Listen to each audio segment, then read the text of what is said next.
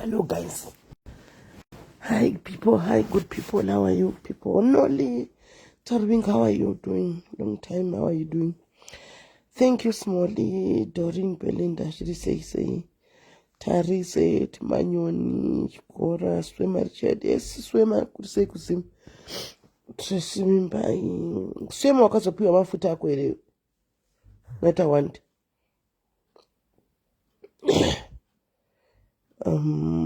Georgina, Kampama, Lydia, Tifa, Shiri say 13 days to go to Haiti. Hey, Shakoma. Hey, apata vamu winter. Ase atini ina shutungu mna kigwachete shakadaro. Tunoli, anzi tula pechulude, yes. Urukutega tula pechulude. Kasi wawe wakawira okuma kosti koko ere na inoli. And thank you, Kelvin. Akanzichi, ameno gure yangu yakaoma, guys. Yakaoma shukutoti, ndatambura nekumwa malemoni shoshu. Gure yangu yakaoma, kuti nditi kudanduda kuita flu, ameno, kanduda kuita sei, asi, kana iri flu, mdine masymptoms, ema saina saya, kuti nzeve dzawa nekuvava. Unongofamba kabada chikotoni bati. Dzovava, nemukati mehuro muvava. Saka ameno tichichoda kuitika. Asi gure yangu yakaoma, chekuoma, utikwa. Nachida toya live but anda yensona ta ibudi muri sei guys. Hanzi wasara pa maposti akawanda vasara tauya kasimune fluere itauko paura pakaoma ameno chindofunga ameno tichi because nzevende zvemasaina sine uro apa ameno tichida kuti vasara ndiani vasara aisi yekuchinja weather iri takupinda munhu hanzi ure kuda whisky pane munhu ambondidaro zvino ayo ndochinja ndisingagoni kumwa ichocho asi ndingasasura ndakatodhakwa spuni yeuchimakurara aiwa uchiningatla thank you toko uchiningatla hanzi whisky inorapa but kumwika kwacho inomwika here asikana inomwika here hanzi haisi stress here yemari dzezvikwereti dzadai kunetsa ndinangu stress if it gets worse muende kwachiremba tichadaro flu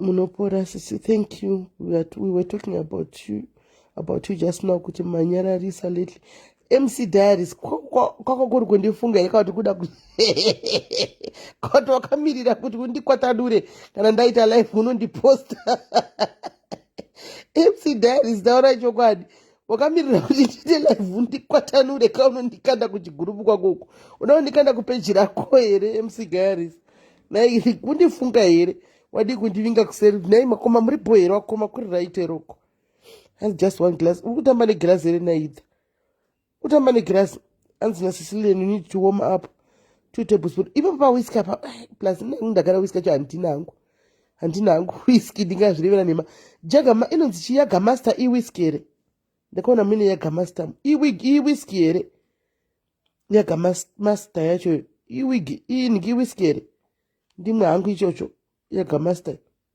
pindurai guys ndipore huroi whisky here yaga master iwigi here guys body yababa comfort asati yainda kune bepa ranetsa andimukuzati kwakanzi kune imba yavo yakatsva yakatsvira nemadocument saka now hapana chitupa hapana birth hapana passport nothing dololo vaingori munhu aingosvambira saka now zororo to involve madzishe kumusha kuti vakonfirme kuti mwana wedu tinomuziva madzisabhuku zvareba paperwork haisati yatombopera kuti kune vepa1 rasara, so kuda zimbabwe wako ine holiday wo here pakati apa plus weekend pamwe chatozoenda nemandi. Amen. Hanzi tingotota. Okay. Hotota ningamwa. Yaga master chiko guys. Iwe tula mino zvazvinongoitawo. Yaga master chi guys. Yaga master iningirikirere. Kwai chibrongo yaga master. Oh, haisi whisky. Ndadota ichiro chimwe icho. Oh, haisi whisky. Asaka whisky antina. Whisky hapana kuninga yewanangu. Ndinangu right. Guys, kana pane munhu ane munhu ari kuda basa anditika kumaini kunoku kuRustenburg, but munhu uyu ngave nemotikari yake, anditi ngave nemotikari yake, artisan anogadzira mapower generators, anditi ari qualified uye zvakare ane mapepa.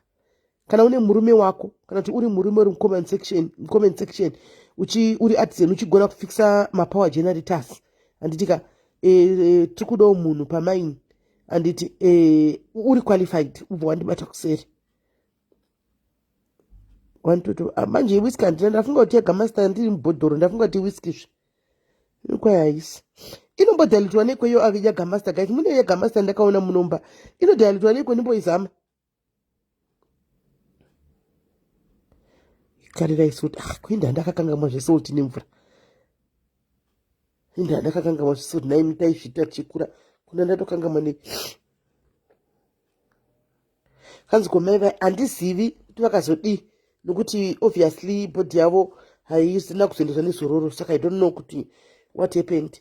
Saka naone hama yako guys utsvaga basa kana kuti murume wako anditika please ndibate Joe Stone ginger beer with mint lemon and aspirin drink. Izvi ndezvefluka izvi that's in chick ndezveflu izvi hanzi yaga master aidirutwe okay. Kana anawo achiita izvo zvepower generators ngauya kuseri ane mota kamuruma because anenge achizofamba mamaini, anenge achizotenderera mamines, anditi anenge achizotenderera mamines. Kana aine motikari chete murume wako ita auye because anenge achizotenderera kumamaini, anditi anenge achizotenderera kumamaini achinogadzira mapower generators iwayo. Kana aine mapepa chete aine motikari yake ngauye, unoona, ngauye uya naye kuseri kwanzi yega masushata okay. Saka kwababa kamfara sataida guys tabirira kuti kuda pamwe nebadhi asi zvikauya ndichidai ndoindepi kana ndine flu kudai ndoindepi kana ndine flu kudai ndemaboila jinja lemon chichi ndiwosimba ndakunoboila zvinhu izvozvo antu vari kuaina vada togadzira ndatovaona vatogeza datoenda kunoonawo firimoni wavo nhasi weekend kanenge achinda kunana firimoni kumaofu anga achinda kunana firimoni kumaofu uko saka anga achitogadzira kuti vaindi asati aenda mesi house mapepa asati ayapera kuita ndakatokudzai kuti ndakufamba asati but guys ndodambobvunza ini timboeveduka discussion takadai so panapa ndipewo definition yemakuwa guys. Chii chinonzi makuwa? What is makuwa? Chii chinonzi makuwa guys? Kunyeya nemakuwa zvinhu tu zvakafanana here kana kuti zvinhu tu zvakasiyana? Chii chinonzi makuwa? Shumbire zine ndapora kakavenda kwaiti chero chinzi kwai kudii kwaiti ndongoenda ndichidonha madzimai wayo zvebasa rei kakavenda kwaiti kunodla nyama nechingwa kuti ndadi kupinda pacompetition chiregererei zvangu. Thank you Rumbi. Nai guys ndiudze makuwa nekunyeya zvinhu tu zvakafanana here kana kuti zvakasiyana? Chii chinombonzi makuwa guys? I just want to have an understanding. Chii chinonzi kwanzi kunyeya nemakuwa zvakasiyana? Musiyana uri papi? Okay, alright, rega ndipine iyi yaJesse. Kwanzi naJesse makuwa kuburitsa chokwadi chisingafanirwi kubuda, alright? Through kancane yagula kancane moko wakutaura chinhu chaunenge wanzi usataurewo udza umwe kwai unenge wai usataure chinhu iwo udza umwe munhu. Kasi guys imi mungaudza munhu kwai usataure iwo watadza waremegwa nechinhu chako woga wakudza umwe munhu woti kwai usataure iwo watadza kuchichengeta wega. makuwa kutaura munhu asipo, makuwa kutaura munhu asipo wozozviramba, but kutaura asipo ukabvunzwa kuti yes I said it harisi guwa, waitaura maonero ako. Okay, uyo ari kuti hanzi kutaura guwa munhu asipo, andi kana wakubvunzwa wozviramba, asi ukataura munhu aripo haasi makuwa. Saka makuwa hanzi chokwadi chisingafanirwi kubuda. Alright, saka imi muri kuti makuwa ichokwadi, ndizvo tikubvumirana? Makuwa ichokwadi here? Muri kuti makuwa ichokwadi? Ndizvo muri kupasisa kuti makuwa ichokwadi chisingafanirwi kubuda? Kwai makuwa nekunyanya zvakanakisa zvinoita reduce depression pamwe chete nekugadzirisa zvakaipa. Makuwa akaipa tola pechiluti. Aiwa, hanti uri kuona kuti kwai unenge wanzi ichokwadi chisingafanirwi kubuda, zvichireva kuti munhu anenge ane chokwadi chake, anenge ane nyaya yake anenge asingadi kuti ibude, akutrustawo kuti usandiburitsire nyaya yangu nangoudza iwe woga, iwe wakufambisa makuwa hazvibudi.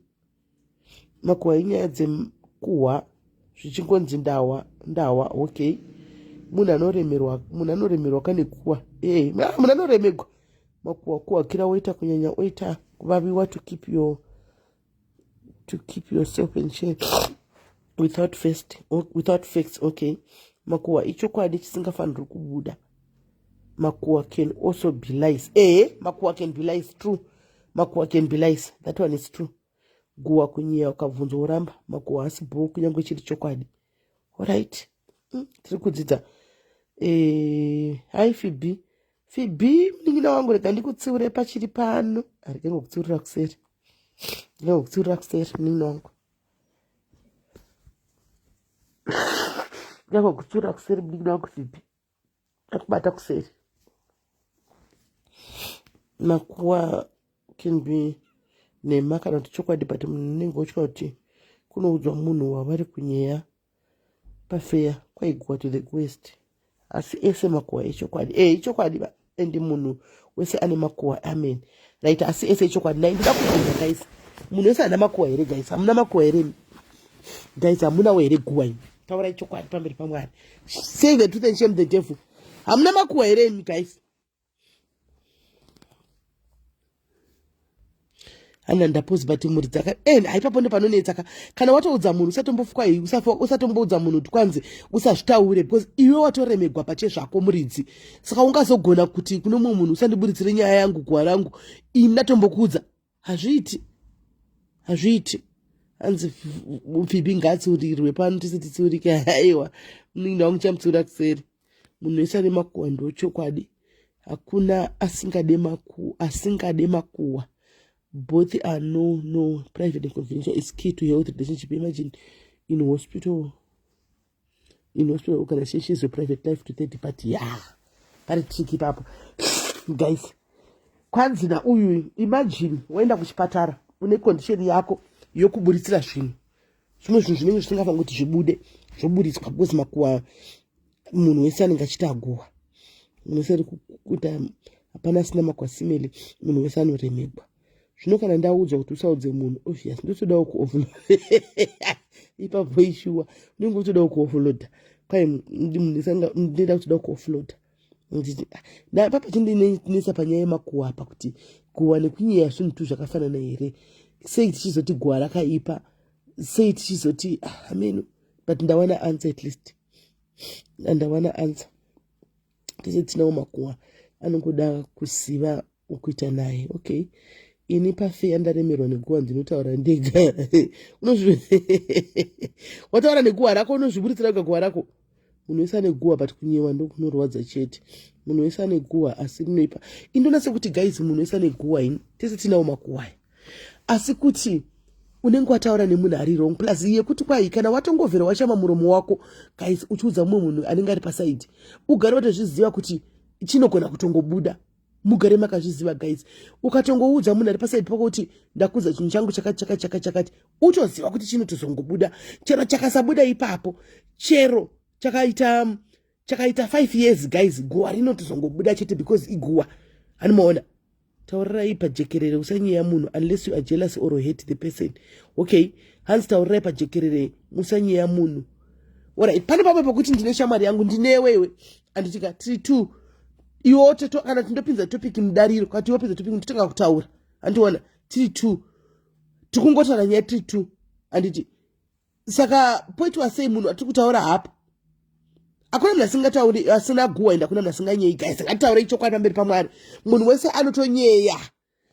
anotonyeya munoziva kuti even vana vemunhu 1 vanonyeyana vana vemunhu 1 zindatina ndina guwa hazviiti Jessica hazvigoni hazviiti munhu wese ane guwa hazviiti munhu wese ane guwa izvo Jessica ngatanga kusangana newe ngadangoti Jessica ndeipi zvakazodai unozodaira iwe unozodaira inotodaira chete unomaona unotodaira saka nyaya yandiri kuda kuzamatsana ndeyekuti munhu wese ane makuwa munhu wese anonyeya asi ziva munhu wokunyeya naye guys ziva munhu wokutaura naye guys nokuti chokwadi munozati kumwe pamwe pachona unogona kutaura usingatodi utaura papa kuti wasangana nefriend yangounza topika unosati munguva utodi kudaira wopedzisira wazongodairira nyaya iyayi handitika kana rini ane guwa kana yozobuda guwa riya anenge atori twista unoita kunge iwe ndiwo waitotaura andimaona anzitawa nekunyeya kumaimba vanhu vanonyeya masitokozi vanhu vanonyeya tinotonyeya timboregi kunya totonyeya but zive vanhu kunyeya navo vasikana zvakakosha paupenyu ini ndogara ndichikudzai guys nyaya yeshamwari hakuna chinhu chinonzi shamwari pano pasi guys dzidzai kutamba mega makuwa munoona panyaya dzemakuwa anditika nyaya dzemakuwa nenyaya dzekunyeyaka anditi handizi kuti ungatrusta sei munhu kuti uti ndakutaura nenyaya because mudzi manga unoremegwawo uri munhu wenyama unenge waremegwawo uchidawo kutaura anomaona unenge waremegwawo uchida kutaura anomaona but zvozobudawo nepasiripo kana zvozobackfire anomaona but hanzi shuwa ukasanyewa unenge uchiri mupenyere ndizvo chaizvozvo unozati chero ukasanyewa nani kana kuti nani mufamily menyu chaimo mufamily group kana mumwe munhu asipo mufamily group mukaita 6 mufamily group 1 kana angoita zvimazuva asipo antika kana munogona kutonyeya mumwe wenyu chaiko munogona kutonyeya mumwe wenyu kutoti ningi kutomupedza vana ndinozati ndikambofondana nebrother yangu totombonyeya vamwe mufunge totombonyeya vamwe kuti otonditi iwe wakanzwa here zvakaita nhingisososo kune kurutonyeya because anenge achitoti asingatodi kuti uyu azozvinzwa ndizobvunza uyu kandi munhu utose asozozomubvunze handika kureva kuti anenge asati kuti uyu azvizive andimaona anenge asati kuti azvizive tinototaura but ngatizivei pekutaurira guys ngatizivei pekutaurira ende 2 nyaya dzekuita mafriends asikana ngatiudzane chokwadi mafriends ndakaona hangu quite a few vakamboti isusu tinawo mafriends ari genuine tave nematennis tave nemadini i1 day vasikana i1 day kana wafunga kunyeya chinyeya nevana vakomba mako handi muri kuzviwa kana wafunga kunyeya chinyeya namai yako muri 2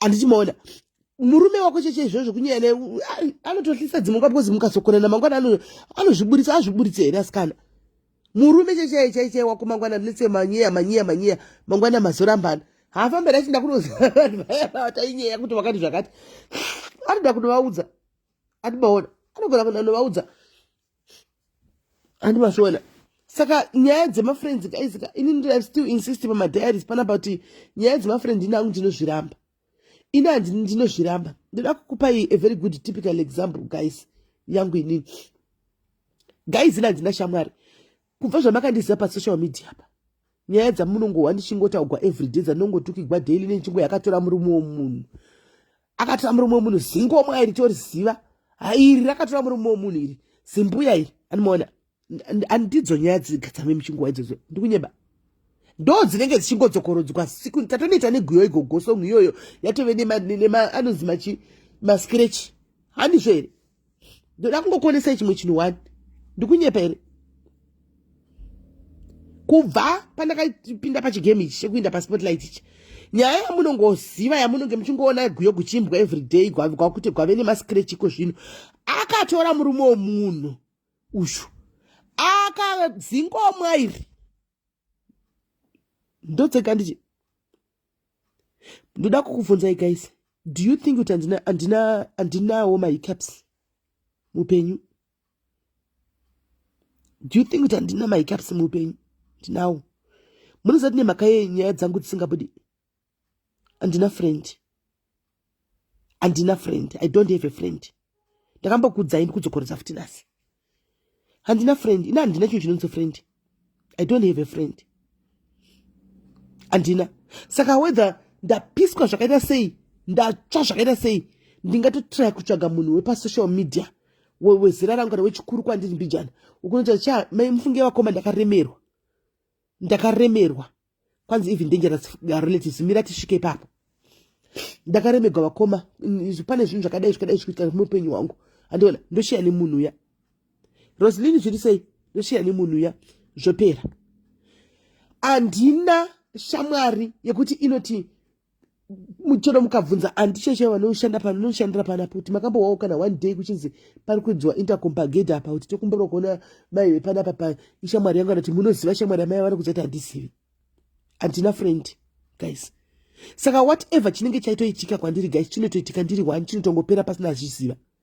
Ndinongodotsvaga saka munhu anenge ndatoudza kunze kuseruko andika ndatenda kunomudza ndega chitoti ndine problem yakati ndibatsire andiona how best can I handle this otonditi dai andimaona kwandamuudza nyaya inyaya ndamuudza hasi makuwa andimaona inongofa yakadaro. Sometimes ndikanoti handisi kugona kana kutaura nemunhu zvekutodaro zvandinoita ndogara ndichikuudzai zvandinoita inini ndinogona kuinda kuvhara door ndopinda mubedroom ndovhara door kudai andimaona ndozochema ndirimo imomo yakaisi ndozobanangura mhere mirai ndikudzei ndinozomboibanangura mhere ndirimo imomuya ndapedza kuibanangura mhere ndobva ndanamata kuti bati Mwari wai ndapedza kunamata ndindaneta hope dzobva dzatifura pandomuka nendabho ndendatoyebho pandomuka makuseni pandomuka time iyoyo ndendatoyebho animaona kupopota ndiri ndega ndakavhara dhoo ndichipopota ndiri ndega ndakaisa TV volume hai kuti vanhu vasahwe vanhu vasatombowe ndichipopota ndiri ndogamba imwe ngachimwe TV iri kutaura ndichitobvisa shungu dzangu dziri pamwoyo ndichitopedza ipapo ndabho ndakutogeza kumwesi kwangu ndakutobuda ndakutoyapa live ndakutositi ngatitaure nyaya yatisekei takutoseka hakuna dzimwe nyaya dzobudako because andina asi maproblems ndinotoitawo maproblems nekuti nditoriwo munhu takatongofanana hauna munhu anoshiya naye. Guys, dzidzai learn to play my cards and you close to your chest. Play your cards close to your chest. Don't overshare things with anybody. Don't trust a person that you even hama yako checheyo hama yako tete vako hanzvadzi yababa wako sisi vako checheyo unoshagwa navo dzimwe nguva handi vanogona kuparadza nezvinhu zvaunenge uchivaudza andimaona angave bamnini vako checheyo. Sometimes don't overshare things, keep them to yourself. Gara nezvinhu zvako wega mai mwana zvanazvo inda go kuguva kone secret yako. That way you are safe. That way you are safe. That way you are safe. Ndoda kukudzai kana mchida kuona even downfall chaiyo yevanhu mumabasa umu inyaya yekuti ndajaira ningi ndinemwe mudhayari ari panapa handichamencheni zita rake mudhayari angafanwa kuenda kubho ku-UK kubva naye kunoku taifanwa kubva naye kunoku china naye kubho. What happened is akadai pakambani panoshanda ndikukudzai dati munyatsobata metsidzi pakambani panoshanda handiti iye munhu akauya kuno kudhara auya kuno kudhara mukadzi akachanza akaita mapepa mukunzwisisa aita mapepa ake muno muSouth Africa munomu antimaona kudhara zvazviri izvi zvemapepa izvi aita mapepa ake agara munomu ane mapepa ake chaiwo genuine because anototravela achitofamba chidii right pakambani paari kushanda handiti paishanda ndobva paasvikoyowirirana neumwe pakazopinda pakazoemployiwa wani muzimba animaona anga achingotova mageneral wekaya iye anga ari muposition semunhu womuno handika anogona language yemuno taura zulu twi straight zvokuti kana asina kutokudza haungazviwisisi andiwana ndibva awirana nemuzimba handi pakurana nemuzimba paipai handi hana kudza vakawirana nguva yakareba handika ndibva asipesera akudza muzimba chokwadi kuti iwe ndiri neno ndobva kuZimbabwe ndakaya muno kudhara susususu vakutota neshona. They went on for quite some time vachiwirirana vakadaro then pakaita kuti amene zvakaitika kuti uya muzimba angave close to one of the directors wepakambani murungu animaona ave close to one of the directors wepakambani uyu musikana yanga ndoriwo director wekambani vakavhura kambani vari tune murungushu asi uyu aingoti ndakavhura nemunhu mutema womunomu Handimaona. Ave close nemunhu mutema yayi. Handimaona. Mva paitika amene zvaindondedzera kuti panoita invoice avo chichichi vaita signatures 2 here. Saka pane amene zvaitika. Saka murungu akazomboenda kuholiday nemukadzi wake. Ndobva anopedza 2 weeks ari kuholiday uyu akasara chira nakambani ari 1. And arasara chira nakambani ari 1 kudaro. Murungu ndobva azodzoka. Murungu adzoka akaona mukomana muzimba uya achipari pachikona ngini ashara nemurungu angoti amene zvakutaurawo izvo murungu aitopiwa ndofunga feedback izvo zvepakambani. Handimaona. Then it happened kuti mune account kudai yanga ine mari here yanga sakwanisa kuti amene zvakafamba sei panyaya dzema account apa pakunoti kune murungu yaya mari vatenga amene stock yavaida kutenga murungu akati mu account amusina mari murungu akanodla mari kwanga aenda uko nemukadzi wake nemhuri yake. Handimaona. Vatanga kunetsana muZimbabwe wedu usho nemurungu usho vatanga kunetsana kudaro muZimbabwe achiza side aenda kumurungu. Andika vakutenetsana serious vatonoripotana. Handimaona zvekutenetsana malawyers kuti kambani liquidate kwanditika vashiyane everything. Mukadzi anoripota tatine mari yakadai so and he needs to give me half of my money iripo but akunzwa kuti mari apasisina. Munoziva kuti akaruzira kesi pakuti kudii akaruzira kesi pakuti mukomana muzimba akanoudza murungu kuti iwe munhu uyu muzimba akaita chitupa chemunhu. Handimukuona. Saka pekutanga pakanoripota kesi musikana akatowina murungu akasuspendwa akanzi nekuti asachaenda pakambani. Handimukuona kusvika nyaya yasolviwa. Saka anga asasaendi kukambani kuchinda mukadzi ari 1 vachimirira court date ravo kuzisangwa namalawyers. Then one day anzi murungu akafuma chingofonera kuti I need to see you in the office. Can I come there around 11? We need to have a meeting. Uya akafunga kuti meeting yekuti mari yakuda kureleasa mari. Zvikanzi should I bring my lawyer? Zvikanzi no, just come by yourself. Murungu sho. Ndobva murungu yainda times vakataura nzadzi yasvika ndobva muti murungu akati right, I know kuti you are a Zimbabwean with South African papers. So I've brought you an offer. Hana kumwanza hana kumhorosa hana kudi. Kwai ndakapindwa nechando. Ndakaita kunge ndichazviwetera. Ndakaita kunge ndichafenda. But I had to be strong. Kwai zvikanzi I know kuti you are a Zimbabwean with South African papers. Right? So I'm giving you 2 options. You hand over all your shares to me. And then tokakuleterana minute mari dzechi antika wonipa mashares ako ese tokakuleterana mari e then you walk away freely without me involving Home Affairs.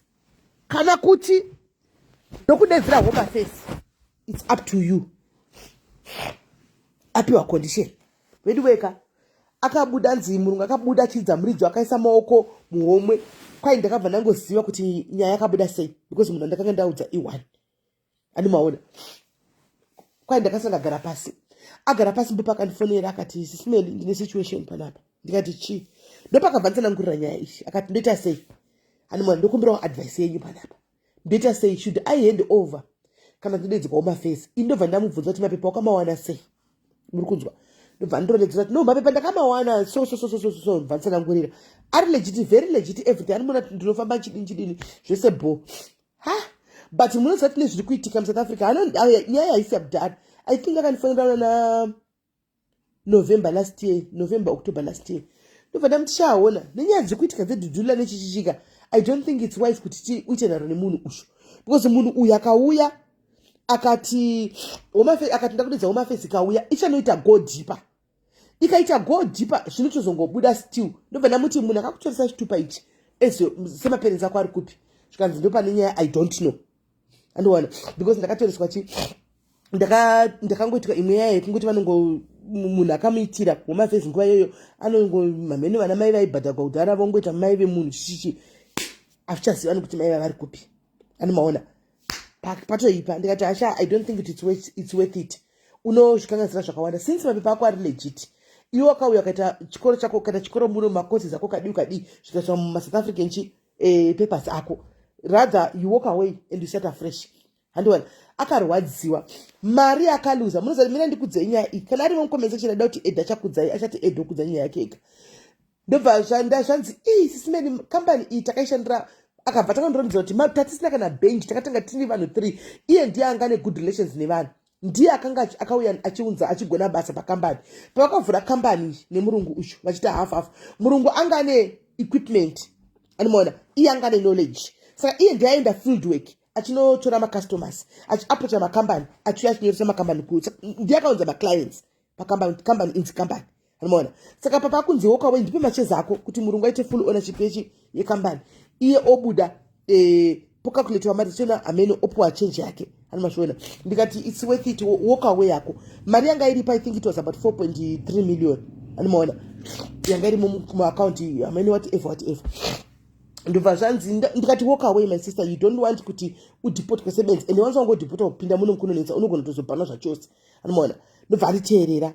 Animona. Antiteerera kudaro ndobva tafonera murungu yaya ndobva auya ndobva ati okay, I'm handing over the shares kwauri.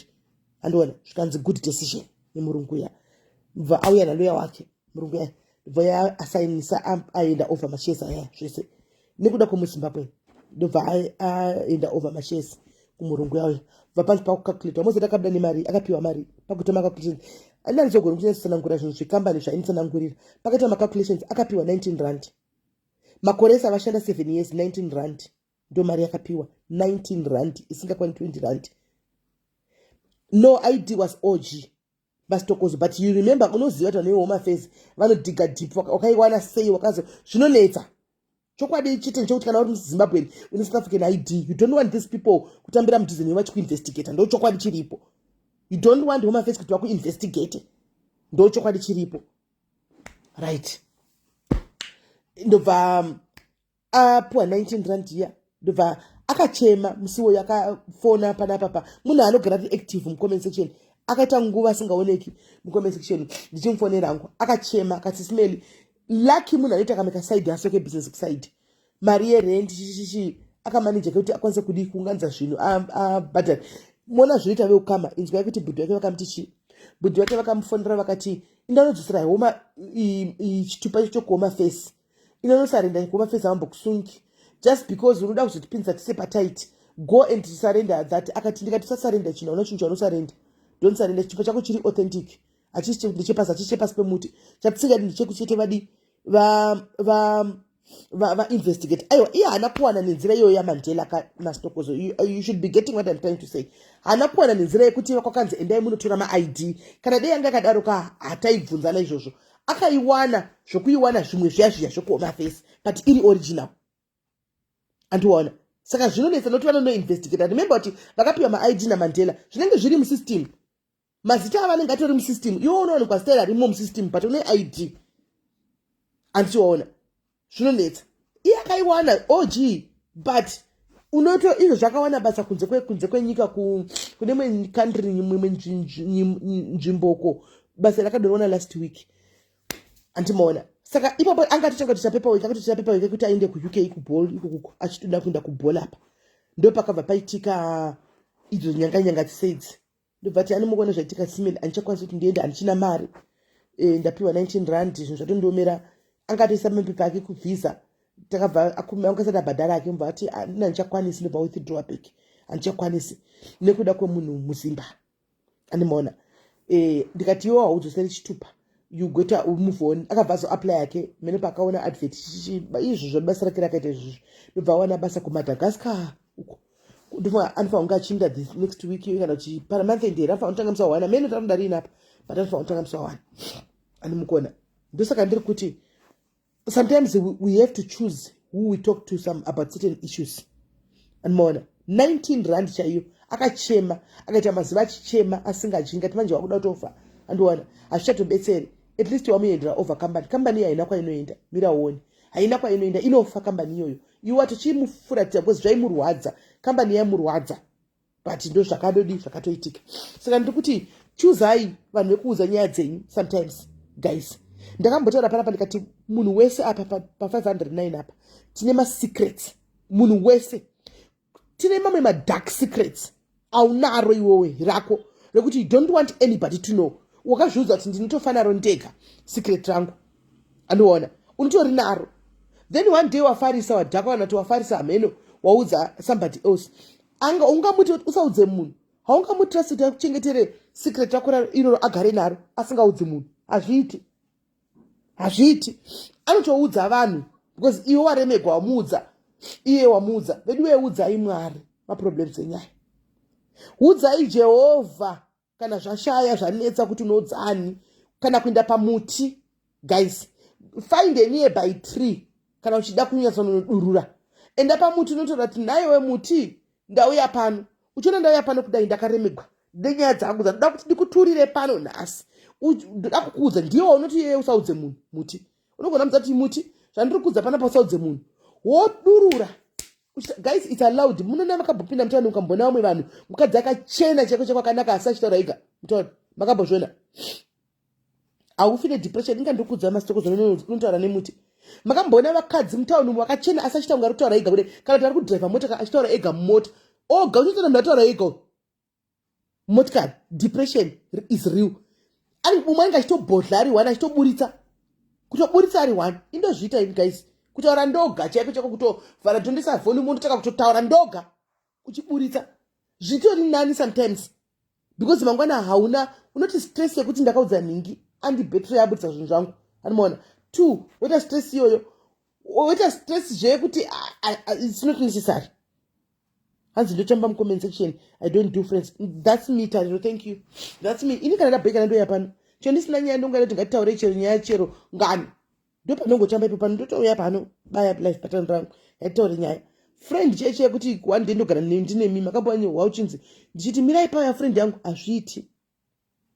azviti pilo dai dzaitaura unotaura chokwadi chaiko chaiko pamela dai pilo dzaitaura idzi kunyorwa kwadzita nemisodzi vanhu vachichema achisiya nhamo dzavo pamusodzi pamapilo apa dzaikudzai dzidzai kubata hana dzenyu zvaiko zvino hazvichina kuti mukuru kana kuti mudiki dzidzai kubata hana dzenyu. Famba nesecret yako kana kuona kuti waiya kuremekwa zvokuti muti hausikunyatswa kuita taura nemunhu ka pinda murodhi ka umise munhu wausingazivi apa. Vanoshanda makitchen vakawanda panzvimbo vanochaisa payana phone ndokumburotaura nemi mama ndokumbura mungonditeerera chete ndoda kukuudzai nyaya yangu havakuzivi iwo havazivi wodurura nyaya yako vachakupa mashoko 2-3 muparadzana muinda havachakuzivi iwo havazivi. That way you are safe. That way you are safe. That way you are safe. Never ever trust a black person, even a white person. Never trust anyone. Kana pane vanhu vanoda kuurayana nekupondana tisu mazimba. Anoona. Whether icho kwadi kana ndezvekunyepa. Unotongozoona kuti anzi sometimes simeli unosvika life can be depressing. Unozvibvunza. My sister, we all go through that sometimes. We all go through that phase. Trust me. Hakuna munhu ane life iri smooth. Kungoti kana zvazvo pasocial media ka tinonyeperana panapa. Dakudza ichokwadi. Pasocial media pa tinonyeperana. And we believe our own lies pasocial media. And pasocial media munhu wese anonyepa nda kunzi ndakapenga. But pa fair guys dakudza ichokwadi. Munhu everybody tinatori now we have those moments dzekuti unosvika pakuta sebenzi wega ugozvibvunza kuti but Mwari, why is it worth living? But Mwari, sure inanga ndizvofungi moyo kuzviraya because inangu I love life moyo yokuzviraya soda mbondikrosa asi problem unenge uchitowa kuti mafudzi kana sadza kuda kudya deko haripindi wakaremegwa nedambudziko rako.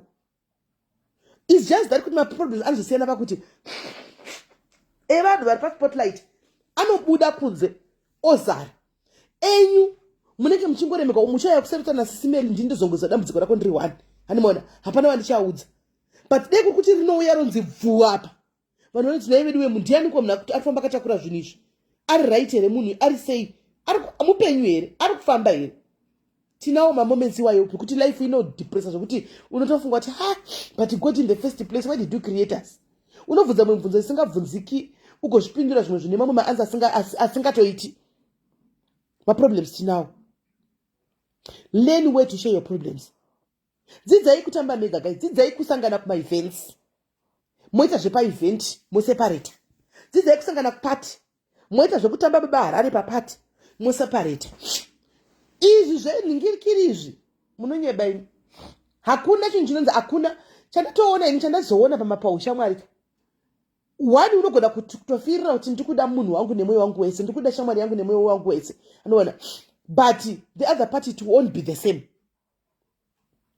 The other party won't be the same. It won't be the same ashizva uri kufunga iwa sizvo zvinenge zviri kuti unogona kuita shamwari yako kuti ndinomuda nemwoyo wangu wese andiwana uyu munhu ndomuda but shamwari yako yakuti shamwari yangu ibest friend yako ine shamwari yayo andimona shamwari yako ine shamwari yayo saka zvochotaura neshamwari yako kuti ndikushiya nebest friend yangu ane chainotitiwo best friend yake isiri iwewe achanonzawo best friend yake yaisiri iwewe kuti zvinhu zvakamira zvakadai andimona zvatotanga kutofamba udzai mwari vasikana udzai mwari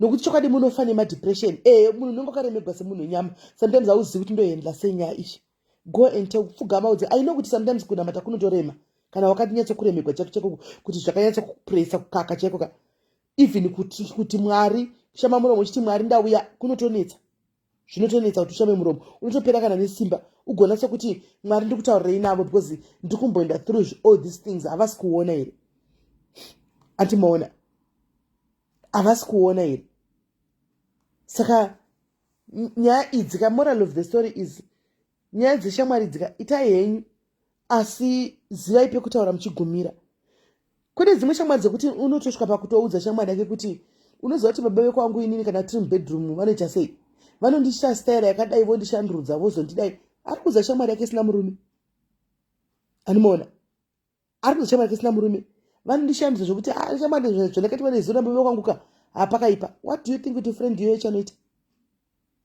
what do you think iye pamukalchero ane murume pamwe murume wake kumba ku 1 minute nodo andika ndo vazhinji ari kutochema mukadzi tivere handisi kuitogutisiwa mumba upo iwe uri kuenda nomuudza kuti zvandakaitwa nababa kwangu neziro kaama 1 vakauya vakawaridza machokoreti kudai vakandishandurudza vakandiita dhogi vakapedza vakandiita chikeni vakapedza vakandiita tora gumbo vakanosungirira uko achaita sei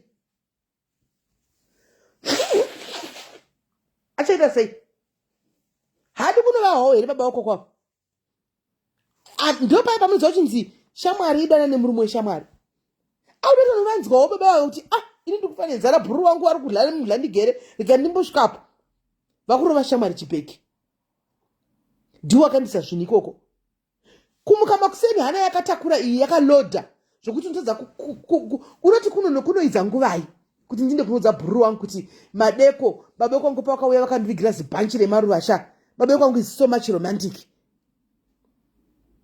andimaona kuti achimuka makuseni anomhanya nepulling socks musoro nechibhoneti ichi baba veko wangu yaone maruva ndakatingona baba vangu vakandivigira nebhodhoro riva uye tizomwa baba veko wangu hona mari yandaiswa muakaunti uri kuudza munhu ane murume kuti anorohwa nemurume hatengi kana usavi mumba handichika munoziva varume imi guys you know varume mangwana uzonza chinzi achatiwo zvokuti murume weshamwari zvo pasaiti ndiri kutodawo maruva iwa ndoda kumbospoiliwawo ina handimazii maruva asi ndambotenge mabhanchi nemaruva nemurume wake andiwana ndingodawo kupota ndichingonzi pasaiti I love you nababa vakuchikona makutanana nemurume 1 muri mafriends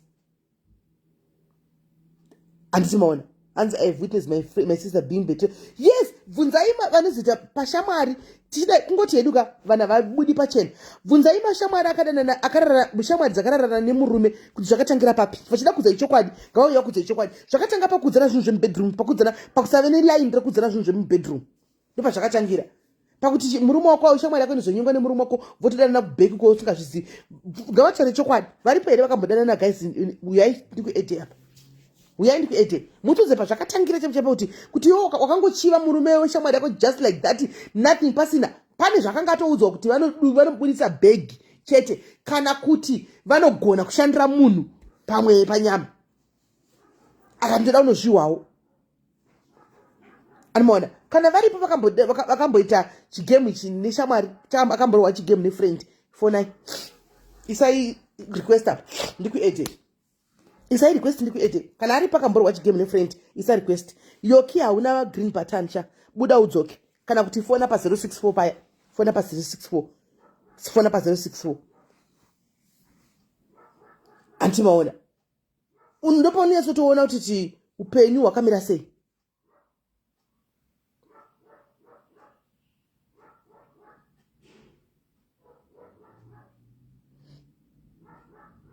upenyu unopana dwakamira sei. Hanzi ndakambonyengwa neshamwari yemurume hameno zvavaitaurirana. Nai kuvekani moyo. Wakanyengwa neshamwari yemurume neshamwari yemurume wako. Pamwe shamwari yako yakati ndoda kutesta shamwari yangu kuona kuti ari loyal here, anoramba here, indai munominyenga. Kana kuti pamwe waitadza shamwari yako iyi kuti ameno tichi chakaitika. Ani mazvona.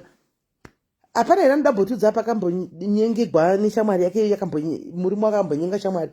Utiudze chokwadi usingavanzi kuti wakanga wamboudza shamwari yako kuti chii. Chakaita shamwari yako ichive. Nokuti guys it's not easy kuti murume shamwari yako anongouya oti amai ndokudai. Achiza kuti shamwari mukadzi wako iwo bva toti ini ndokudai. Azviitika zvinotorema because anofanira kutora sekuti hanzvadzi yake kana kuti semukadzi wose kuti ngati chiko handizivi. Hanzi the bottom line man tsvakai Jesu mutye zvivi. Ichokwadi tinovarira kudawo kuita zvakanaka ufunge tinozongoka kanisa kuti vanhu venyama but zvakanaka totozvidawo kuzviita every day. Azvimaona. Right. Tapedza shamwari dzinofamba idzi dzenyama idzi dzine makumbo idzi ende kushamwari inonzi phone. Right. Arina kuda phone number. Nyari kuda nyaya aisa phone number tinoda kufona vafoni. Right. Vane shamwari dzavo dzakamborara nevarume vavo. Fona you please kindly call in and tell us what happened. Mungotudzo chichakaitika. Ana una futi green button. Hanzi mningi wangu phone apo an phone up. Gaiti mirire ana phone. Mirai ana phone. Hanzi mningi wangu chai. Mningi wako chai. Chichakaitika. Aichiva lifestyle. Kana tuwaitoudza mningi kuti manguru wako zvakanditira. So. Se mningi wako ngosheneka. Ndaisa namba iri apa yoki namba yakapinwa hapo namba yapinwa hapo uri kushena isi minoka bankuru wako soso ungazofungira unomwana akati ngori machira ukarowa ukafenta unomwana aripo. Hanzi nipa Easter yapera it happened but makanga pani chicha chakatriga shamwari kwako kamboiudza kuti kudia but murume wako. What did you tell your friend about your husband? Right, we let it to our phone now. Right.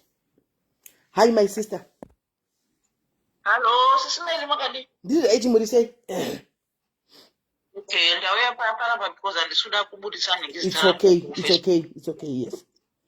Yeah, in the for 17 years. This is for Tarambana. Tarambana, after a year, a best friend, young. Tikanditike waiuya kumbachiraramba mamutendo wokwake taishaya masecret tichiita sei tichinyaya tese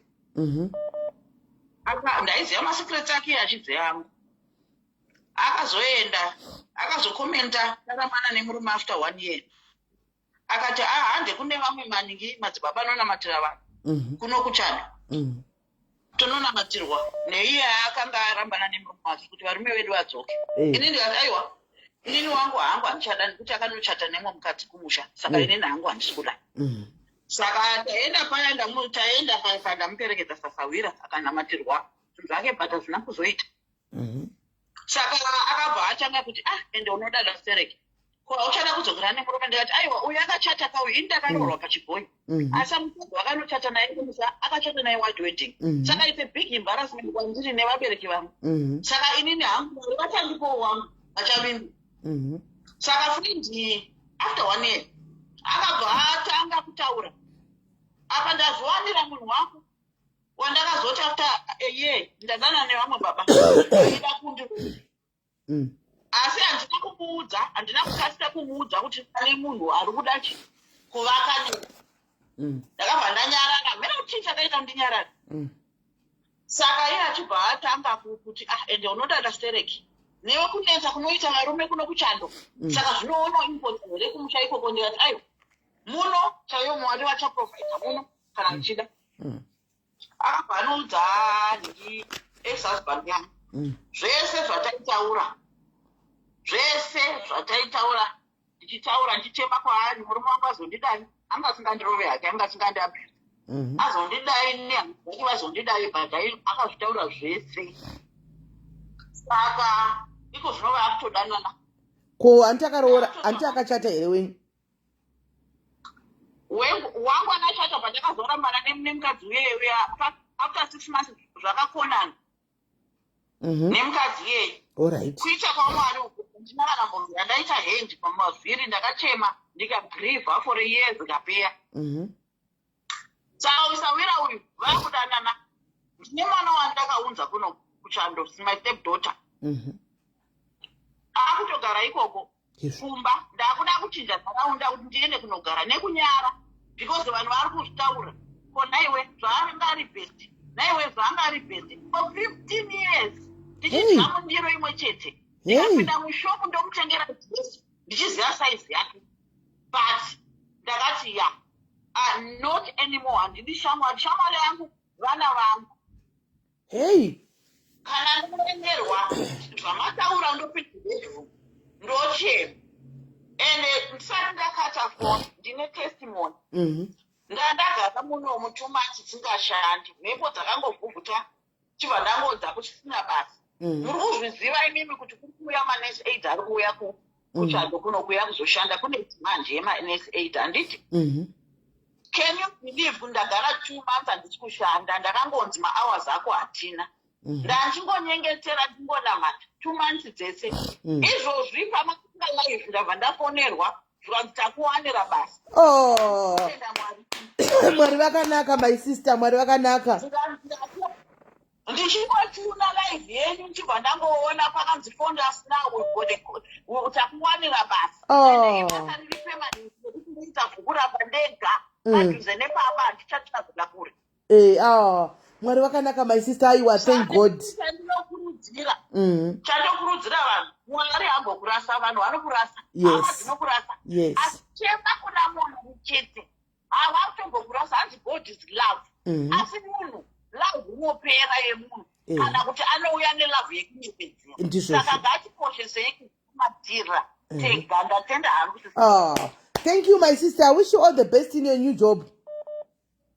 Thank you my sister. Right, vanhu vari kufona. Mavava here vabhurura vakatoita vacancy nemurume wavo. Yes my sister, how are you? Ndiri right. Muri kutaura naAnna. All right, yes Anna. Ndiri right. Muri sei? Ndiri boss wangu. Inini zvakaitika izvozvi zvekuudza masecret hama ini mwana wamainini vangu chaiye inini wamai vangu. Akanditorera boyfriend yaindichengeta yaindita everything. Effect ndaigara kuno kuJoburg. Mainini mai. Mainini mai. Munina wamai vangu chaiye mwana wake musikana ndiye akanditorera boyfriend. Okay, munin'ina wenyu mwana wamai alright, mwana wamai alright. Saka munin'ina wangu andikunoona. Saka akabva nemwe boyfriend yakabva nayo kumusha ndokuya nayo munomu. Asvika munomu hamena bhatanga chihure chake boyfriend ndokubata mameseji. Ini handisi kuziva paanenge achindiudza nhema. Ndobva andifonera akati sisi ndapisigwa hembe. Apo ndatori kubasa. Ndikagwadziwa kuti mwana wamai wangu wapisigwa hembe. Inini nokusaziva kupusa ikoku. Udze boyfriend yanga ine mota yaenda abva nomusenga kuya abva uya kuda musiwopo vakanotorana vakatokwirana kuzi vakasvika late. Vakatokwirana. Svika kwatoga. Ini ndaisvika muBed mutangu. Papa nebirthday rangu musi wa15 November. It was 2019. Musikana inini ndabva ndazi nemurungu wangu aiwa ndiri kushanda KZN ndokumbirosare nevana ndokubva rimwe day ndanzwisisa. Saka anga akaplana kundibudisa out mufesi. You understand? Saka ndakukwanisa kubuda anga akatotenga doro nezvizvizvi. Ndobva mufesi akati sezvo usingachauyi ndakubuda nemafesi angu kupi out tinomwa doro riya tozviona paChristmas. Kanti munin'ina iye ari kugwadziwa kane zvese zvatiri kuitigwa zvese masikireti ndiri kumuudza akasemwana wamai vangu. Futi vanhu ngavazvirege, cherai chikomba yako ngaive shamwari yako. Padaro paya pataigara pajaradha paya pane vamwe mai muzimba. Saka mai vakagwadziwa nezviri kuitika nematorera ndinomuita musikana uya ndakatanga mutengera pendi mwana womunin'ina wamai vangu yeye and everything because akapisigwa akauya nehembe dzaa dziri pamuvhiki ndikatanga kunotenga pendi ini nemari yandapiwa neboyfriend saka iye aifunga kuti mari yatiri kupiwa neboyfriend kana neboyfriend yandira kupiwa ndimuri kuunderstand saka manje vamva vadaro ndobva ati koba mukuru sisi vahodi muri kuenda here kunovatora kubasa kanzi vanzi havachauyi kwandiri atongotaura neni musikana uya kuti sisi madikana kwakubvunza mufesi mufesi akutaura kuti aiwa tichabudi out ini kanzi saka chiuyai munditore tinomwa dore tose ndouya ndokutogwa mainini vaya zvino nyaya ndakahoibata pakuti mufesi apa vaivotodlananaka vachindivanzira vachidlanana vachindodlana mbamako imomo inini vaitorana vachinodlanana kumufesi nekuti saigara kwedu nekazeni yangu ndaenda pamaweekends kuboyfriend saka vainodlanana indiri kubasa apo indiri kuti ndishandirewo munin'ina wangu ndichivaitira zvinhu chibhadhara rendi kana kuappreciata wena ndakuzina vamwe mai after Christmas vavaona kuti ainda akanovata akadzosiwa makuseni nemota kozi aiwotomuziva vanhu pajarata makuseni mai vaenda bva musi wa24 ndatengegwa hembe dzeChristmas kana muchiona kuti hama chaiyo ndiyo inokuuraya tatengegwa hembe ndobva ndati handareka ndiwache ndobva ndawacha pakuaina akabva atanga kuaina nehembe yangu neaini yaipisa ndobva hembe iyo ndobva yatsva apa tiri kuita unoona hama dzemurume ndobva yatsva hembe iya ndobva ndati alright rega ndipfeke dzingwe ndobva ndapfeka taenda kuhama dzemurume akunoti tsve hachaiti sekuti auya neni akundisiya akutanga kuita kushamwari nehama dzemurume ini ndatovese kuti ndatove mutogwa paya musikana uyo zvakandiitira tagara mai vandopa vakahondibvunza musi wa27 vakati chii chakaitika mununa wei ndakaona akauya kotogwa nemufesi wenyu aiuya kwamuri here ndikati ndogara kubasa ndatoshanda stay in vabva andiudza kati vakamutora musi wakati vakadzoka mangwana achona iri mandi ndikapritenda sendisingazivi 29 ndikabva ndadzokera kubasa handina kumubvunza handina kudii ndabva ndangotaimira password yake ndobva ndaona password yake ndobva ndadhilita namba dzemufesi ndobva ndadzibloka ndobva ndaibloka zvese 28 ndakavata kumufesi ndobva ndabloka futi namba password yemufesi ndaiziva ndobva ndabloka namba dzemunin'ina wangu namba dzake zvese ndikabva ndabloka ndikabva ndadzokera kubasa 29 ndichisvika kubasa ndobva ndafonera mufesi ndobva ndamuti soso apo ndaimurekodha ndobva ndati kwaivo zvakafamba sei ini ndobva ndamubvunza ndikati kanzi kwaiwa zviwana kupi ndikati munin'ina wangu andiudza kuti achinoti afonere kumunun'una manje foni haipindi yakablokewa ndobva ndadzoka back ndobva ndafonera munin'ina wangu kwaiwe zvafamba so ndakahuti soso mufesi andiudza nyaya iripo sososo apo ndiri kumurekodha ndobva ati kwaiwe vakuudzai chichi vanonyepa ivo ndo vakatondirepa ndikabva ndatoti kumufesi zvangu newe zvapera ndasiyana navo iyo vakazokontinya ko munin'ina wenyu mukaramba munaye vakakondinya kupi munin'ina wangu akabva atizira kune chimwe chiboyfriend mufesi wekumalawi ndokwakabva atizira akaenda ikoko ndakandodzoka paweekend ndikamuwana asisipo zvakaoma secret kusheya muchimuti ndapuwa mari ndazotumigwa mari ewallet yakati nemurume neboyfriend yangu nemurisire mini ndakamemchera masecret bedroom tikazodayi tikadai secret yese mbedroom kuti anozodai akati ndozvidawo uye bodo dzidzai kuchengetedza masecret enyu dzidzai kuchengetedza secret ndokundofona back amen kana wakadla munhu wega uri one ndizvozvo ini ndakadzinza ndakachera chikomba ndizvozvo ndikati zvehama neshamwari zvika kandai pasi amen. Thank you my sister for telling us your story nekuva inspire kuti vahwisise nokuti ukazvitaura unoita kunge hameno at least vari kuzvinzwawo from somebody else. Thank you my sister. Alright sharp right. Hanzi munin'ina wangu mwana wamainini anozvakwa mudumbu rimwe namai vangu wakanditamba andika iyoyo regai ndifone back vangu vachifona bedwe pakaipa. Hello dear. Hi, zviri Muri sei? mushe kanjani? Andiri right. Inini story yangu yakamira, so I'm no longer chatting a friend. Okay. Inini ndanga ndine boyfriend yangu, and with this boyfriend takasangana 2016. Tasangana 2016, this guy anoita zvekuimba gospel. I can't mention the name. Okay. Kuimba gospel. So the time yanga asina vanhu vekuimba navo. Then I was like, okay, let me support your music. Then I look for vanhu vanotibetsera kuita sei Kuimba. Like music together. Then totsvaga vanhu vanoita sei vanotibatsira kuimba. Then ndobva ndatora vasikana vekuchechi kwangu. I was taking them as my sisters. Then I introduced my sisters to boyfriend yangu yai. Then paiti tichifamba tiri twine boyfriend yangu anotanga kutaura about those girls. Nekuenda kwake kwakaita kuya. Saka murume anobata anomuponera sei, you know. Then otanga kuti uri kuona kana even vachitaura neni, they try to come to me during the day pama inbox. I try to make my short stories navo ona mataurira andinoita navo. Apa anenge ndita mamwe machat anenge atotaura zvaanenge achitaura. Anenge ataura. There is a time that takaenda kuJoburg. We were invited to another church kunoimba ikoko.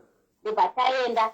Then inini ndanga ndiri muchurch, vanhu ndobva vaenda kumota. I don't know what they discussed kupi kumota. But I had a feeling good. There is now something which is happening to one of my friends. Ndamubvunza ndakati ko iwewe ndiudze waitaura zvakadai about nhingi. But now it seems like mave kuita sei mave kudanana. Ndobva handiti no. Ndobva ndaiheka account yake. Ndaiheka account yake sisimeki zvandakaona. I couldn't believe it right now. Musikana akaenda kuchurch handibvumiri masongs ake. I rather sit down. With some more enemies. Right now, I walked away from the guy. I could have married with the guy, but the guy is still coming back to me. Muchiri muchisem chechi imomo. Tiri same church. Zvinhu zvikuitika mukati memba yaMwari izvi. Zvikuitika mimba yaMwari SIS MELLY. Akaimba inini handisimuki. I sit down. I used to be kuimba ku praise and worship. Ndobva ndakuita praise and worship. Saka akaimba handibvumiri. On Easter conference, the guy was there. He was invited by the girl. Ndobva auya. Saka chechi yakapera manheru. I was like, ndoenda nani kumba chichichi. Ndobva iwe uri mukadzi wangu rega ndicha sei. Let me go and drop. Let me go and drop you. Ndobva ndamuti fine. Ndikanzi no, let me go and drop you. Ndobva aenda bva handisiya ndobva adzokera. Hatina kana one word dzakataura, but now he's forcing me kuti ndidzokera naye, but he's still going out with my friends. And your friend, now you never tried to talk about this at all? And my pastor vakatomboti ngatigarei pasi titaura about the issue. Ndikaona this is drama. Why is the pastor allowing this girl kuti aimbe ku praise and worship when pane nyaya yakafanana neiyi? Listen, even the time we addressed the issue kuna pastor vakati to my boyfriend, you can choose between the two. Saka right now I'm just going to church zvangu kuti handisikuda kuita munhu anongofamba nemachechi. But kana kaimba, I don't want you to lie. I just sit down. Even akaimba chechi chitanga kusvika ichipera, I'll be just sitting down. How iwewe pachezvako, like personally, how do you feel about the pastor? Pavakati kune mukomana uchiudza waunoda. How do you feel about that kind of a pastor? Ndakarwadziwa even nanhasi ndinogara ndichivaudza kuti I still have the pain, because pane position yavaida kundipa kuchechi ndikairamba ndikati I can't stand in front of people with this situation inini yamunoziva kuti inini we have with this lady. Hey, so what are you still doing there, my sister, to such a church? Because clearly pastor vakati said dreams canal. Ma? Uchiri kuita mchechi imomo. I'm thinking of going out to SIS but ungoramba ungochinja my church. Aiwa, it's for your own good. Ona.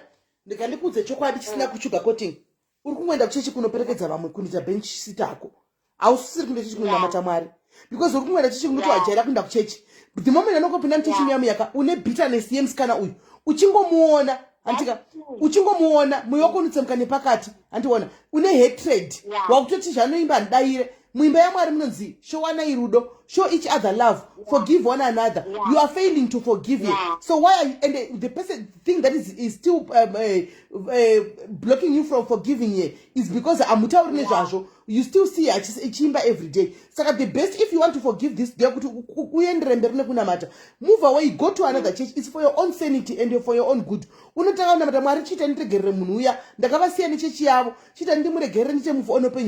You can be able to Mwari uri free. Yeah. Uri free. Thank you so much. I would try to do that because there is no need each and every time. Kana uchingori good singer, my sister. Kana uchingori good singer, you can just go and sing to another church. Ukangoenda nemwe church ukangotaura kuti paunonzi vaenzi ukangoenda 3 weeks uchienda, you tell them I'm a singer, I can sing. Ndoda kuya praise worship, then you go and join praise worship kuti ndoda kuimba nemwe church uko. Zvotopera.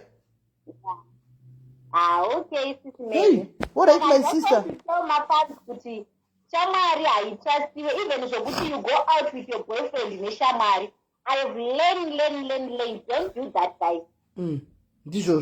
Yeah, so this is out because we used to go even go out to Odisengera stuff. Like we are now a group but not knowing me. First one got to Shamari, I'm going to say. Hey, and there's no words I say. Yeah, sorry, I could be go. Sorry, my sister. Sorry, but only well in the church.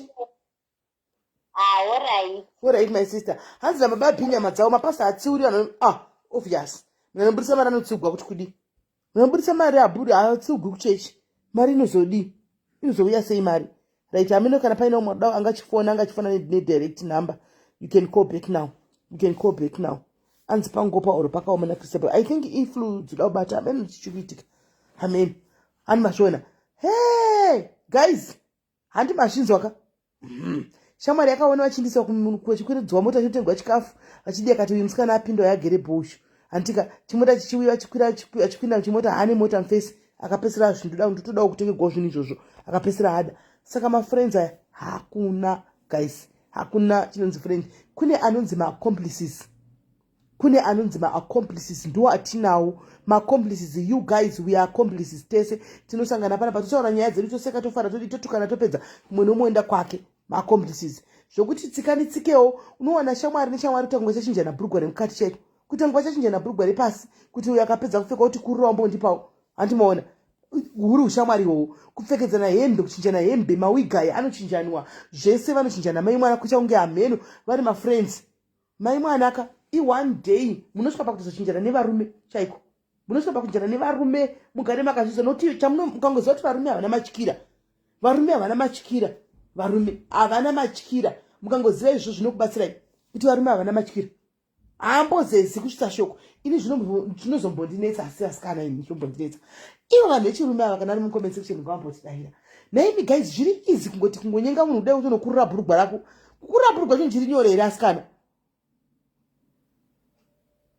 kukurura bhurugwa chinhu kungodai utonokurura bhurugwa kuti unovata neuyu mangwana zvakurura bhurugwa rako nemi varume ndamusa kuche zvinhu zvenyu ini hindamusa kuche zvinhu zvenyu nai varume kuti mangwana wakururira uyu hauhwi kurema uchingokurura bhurugwa munhu wese achingoona chinhu chako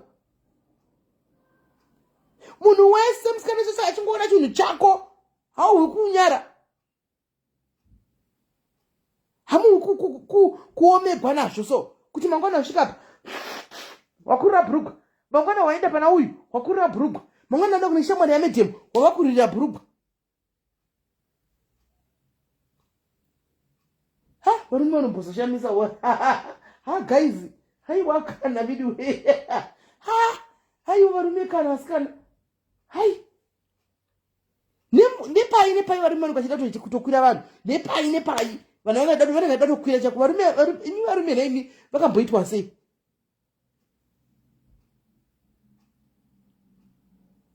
thank you praise nepai mumamudzi mota dzenyu idzi varume vakadzi vanokwirirwa imomo yamuzvimota zvisango kwani kuti unamata dzimwe dzakapiwa kuya vakazananga chikwigwa muchisango imomo kuseri kwezvikwenzi uku nei vanhurume mukombe section imboyaiwo mutidavire kuti zviri izvi zvakambonyanya kureruka kudaro sei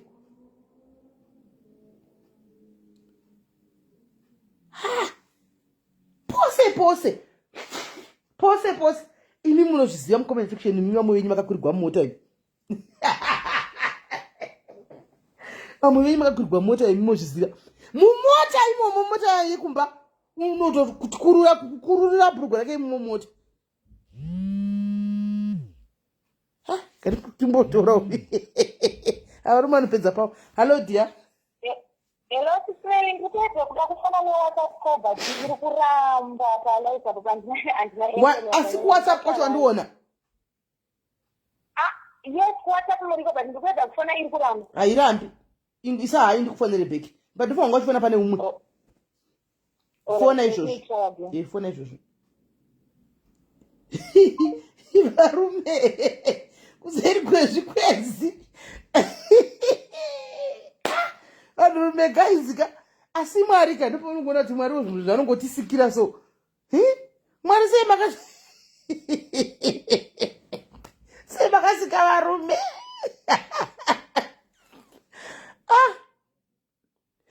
mumaba imi guys idai kumajoyi kumagig uko aiwana hallo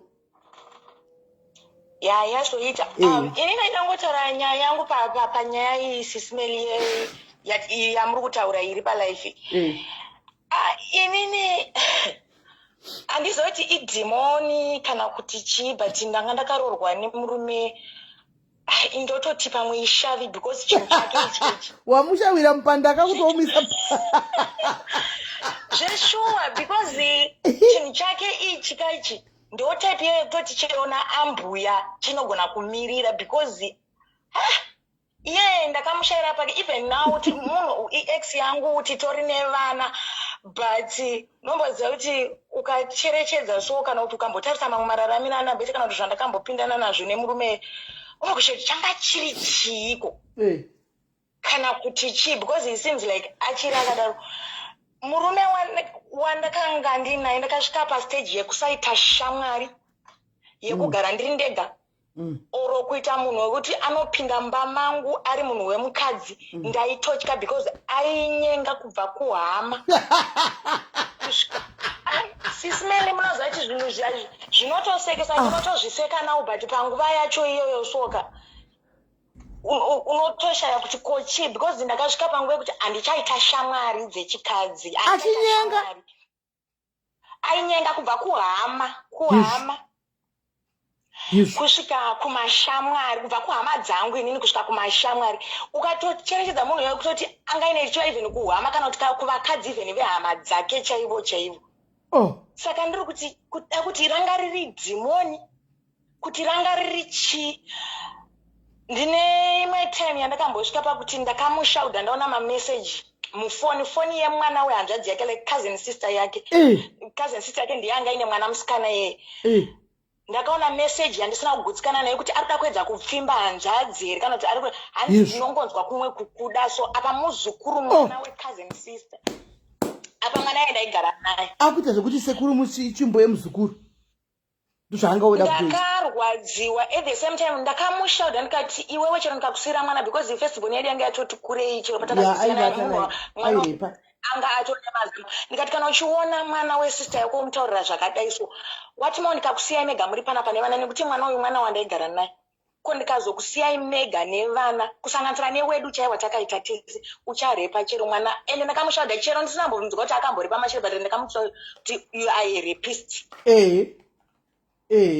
ndakamushaudha munhu yeye kuti takazorambana but zvandakapindana nazvo nechinhu chake ichi ndofunga chaitongoti chero ari kufamba murodhi chongomira because ukaona munhu ainyenga kuti friend yako onyenga chingoti pane imwe nguva yandakaita friend yanga iri loyal yanga iri honest iye aibva angobvondora ipapo kuti musanditaure zvisina basa ende mukatoita zvekutongodai ndikutobva ndatoudza mukadzi wenyu zvandakamboitigwa naomwe baba wefeni yangu panapa baba vavo vari panapa, mukadzi wavo vari panapa, mukadzi wavo ndakaudza murume wavo pano, baba vavo ndakazonzi nevamwe vanhu vechikuru musavaudzi, ndanda kutoudza mukadzi wavo pano pagroup apa pano papeji pano baba vavo vasinga ndichiti ndikavabloka kuwhatsapp nenhamba iyi vanouya neimwe nhamba baba ivavo mukadzi wavo vari pano mufungiriro yaufeni yepano.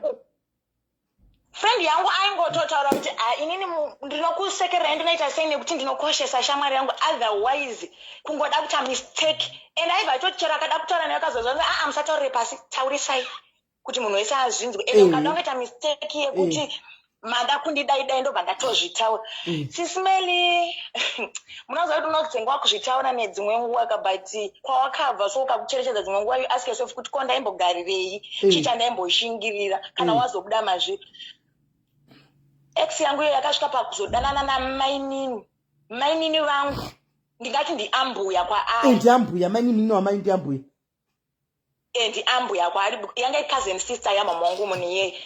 Vakasvika pakudanana vakatovata vese ndirimo tichangoparadzana changosiyana. Handizoti aida kuedza kundirwadzise kana taedze kuti ainyenga sister yangu yandaigara nayo sister yangu yandaigara nayo akati sisi zangu akatoti asi uyu munhu pfungwa dzake dzakanyatsomira sei, saka anofunga kuti here ndingadyire kwari chii chandinochiva. Ndaiona kutambura kwese kwawaita, ndaiona what you went through uyu naye, saka ndinozomuda kuti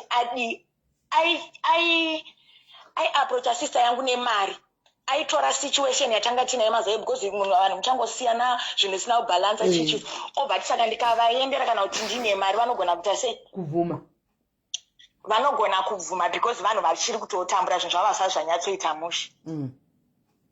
Pandakasiyana nemunoziva sevanhu vanga vaine vana ende mambopedza makore mese, it's not easy just to walk away. Unoita uchimbodzokera mumashure uchitasa mumashure, like unoita uchita pfungwa dzekuti ndodzokera ndodii because zvakanditorera makore kubuda murelationship iyo.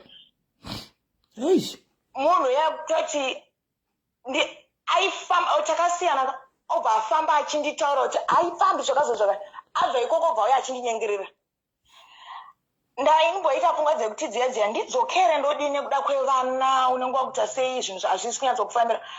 But ndakazonyatsoti ndahila ndikati thank you Jesus, ndakakwanisa kuzvikunda izvimiedzo iyi. Ende nanhasi ndikamuona ndakanga ndiri munhu yanga ari bita, anga aine enga ukuthi munhu yekuti ndandisingakwanise kuregerera, but iko zvinozvi ndinotomuseka kuti Mwari ndokutenda izvi zvakazouya apa mhino namweya achaona. Zvakaoma hawo. Siri dhimoni chairo ndo rinonzi dhimoni chairo. Rokunyengera kubata naambuya. Munhu uya wekutoti anotomboti ameno zvaanoita so kana kuti vanenge vanetsana kumba kwa munhu uya wekutoti ende inini I moved on ndatikatoroorwa. Iye munhu akatorwa, ndofunga takangoita 2 months tatosiyana batotora mukadzi. Ende mukadzi wake munhu uya wekutoti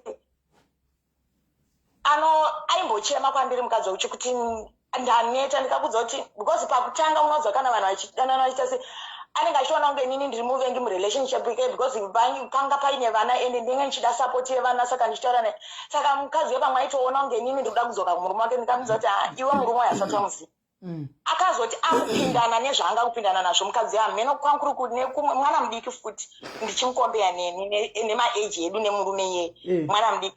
But kuti ndofunga pamwe anga kusvika kwekuchemera anga kudzoka kwandiri mukadzi akuzonditi sisi help me, ndikati handina kusha ndinokwanisa kubatsirana. Unogomu help nei wakadosiyawo uchitiza izvozvo. Handina zvandokwanisa kubatsirana nazvo. Chandakangomudza ndechekuti tsvaga basi and focus on yourself nemwana, nekuti baba ava hunhu hwavo chaivo hatiziva kuti vachazoregara because rinenge dhimoni. Zvakaoma. Varume nemafriends iko zvinozvi pandiri handina friend. Pane zvandakadzidza nekuona kubva muprevious relationship. Handina friend yekuti iri closer to me zvokuti ndinoti ndine friend. Ndina mahai ndokuda uri uko zvekuzoda kutiredza mubedroom tigopfekedzana hembe tigodi. Handina friend iri closer neni, handidi futi kuita friend yacho. Zvinandigari ndega nevana vangu. Ndizvozvo unoda munhu from afar.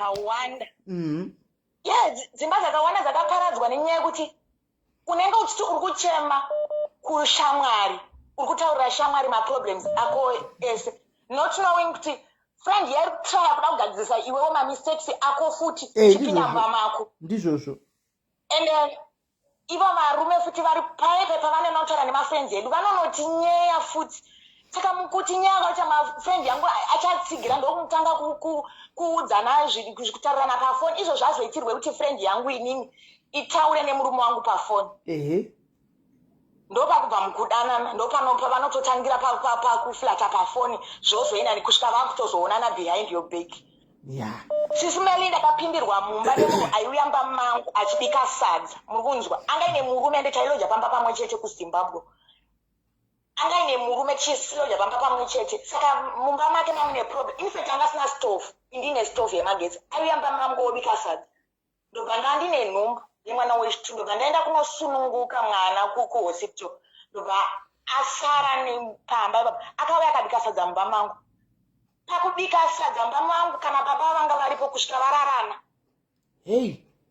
iye wanepisimba rekumiramira airiwa nepisimba rekumiramira achibika sadza mumba imomo achifuratira achitadza magaro baba vemba wamai vasimu vanotokuwisira pambedha akabvunza kuti akazviwanepi akabika vakaita zvakaita vakatorarana wangu manje nekushahana bvaenda bvanoudza mumwe friend wataiwirirana waaiwirirana naye pamba ipa bvatailoji so sevarume vataurirana kudaro murume uyu akaudza waiwirirana akabvaenda bvanoudza futi mumwe because pamba pakawandwa papaine more than 10 rooms vanhu vachiloja ma 1 room 1 room ndobva vanotaurana pachavo wangu hasisipo akati uyu munhu arikutaura kuti arara nemukadzi uyu saka chii chinomukonesa kuzonyenga vedu varume vakudhiskasa vega vakumudhiskasa Sisi Melly akabva kuZimbabwe achiita zvekutiza inini ndatorwa navamwene kubva kuchipatara ndaendeswa kumba kwavamwene ndikusiya kumba ndikuti kune murume asara akabura dzake because nyaya akaitaura kufriend handichiyaiurira naye kuti hai ndamurara uyo akazodai akazodai handiti kuda kuzvibhiga zviya kuti ndonyenga varume vepamba pai pakutaura napachobva vataura kuti ngatiudzei murume wacho murume achiiswe chidzidzo because munhu anonyenga munhu wepamba paanogara saka kakazonyenga vedu mukadzi because anyenga futi mukadzi wemunhu ari singo munhu anyenga zvazviri nani saka zvadaro murume uyu vaizikanwa nekuti hama dzake dzadziri makorokoza zvikati nemakorokoza unopondwa ndopaakazoti ndiri kutotsvagwa nemakorokoza bvaangosara bva atora zvinhu zvazviri mba akatora like mazuva taishandisa tachangoshanda ndopainetsa magetsi I think 2010 vatora generator vatora DVD vatora TV zvazvirumba ndokunotengesa ndokutochiza akakrosa board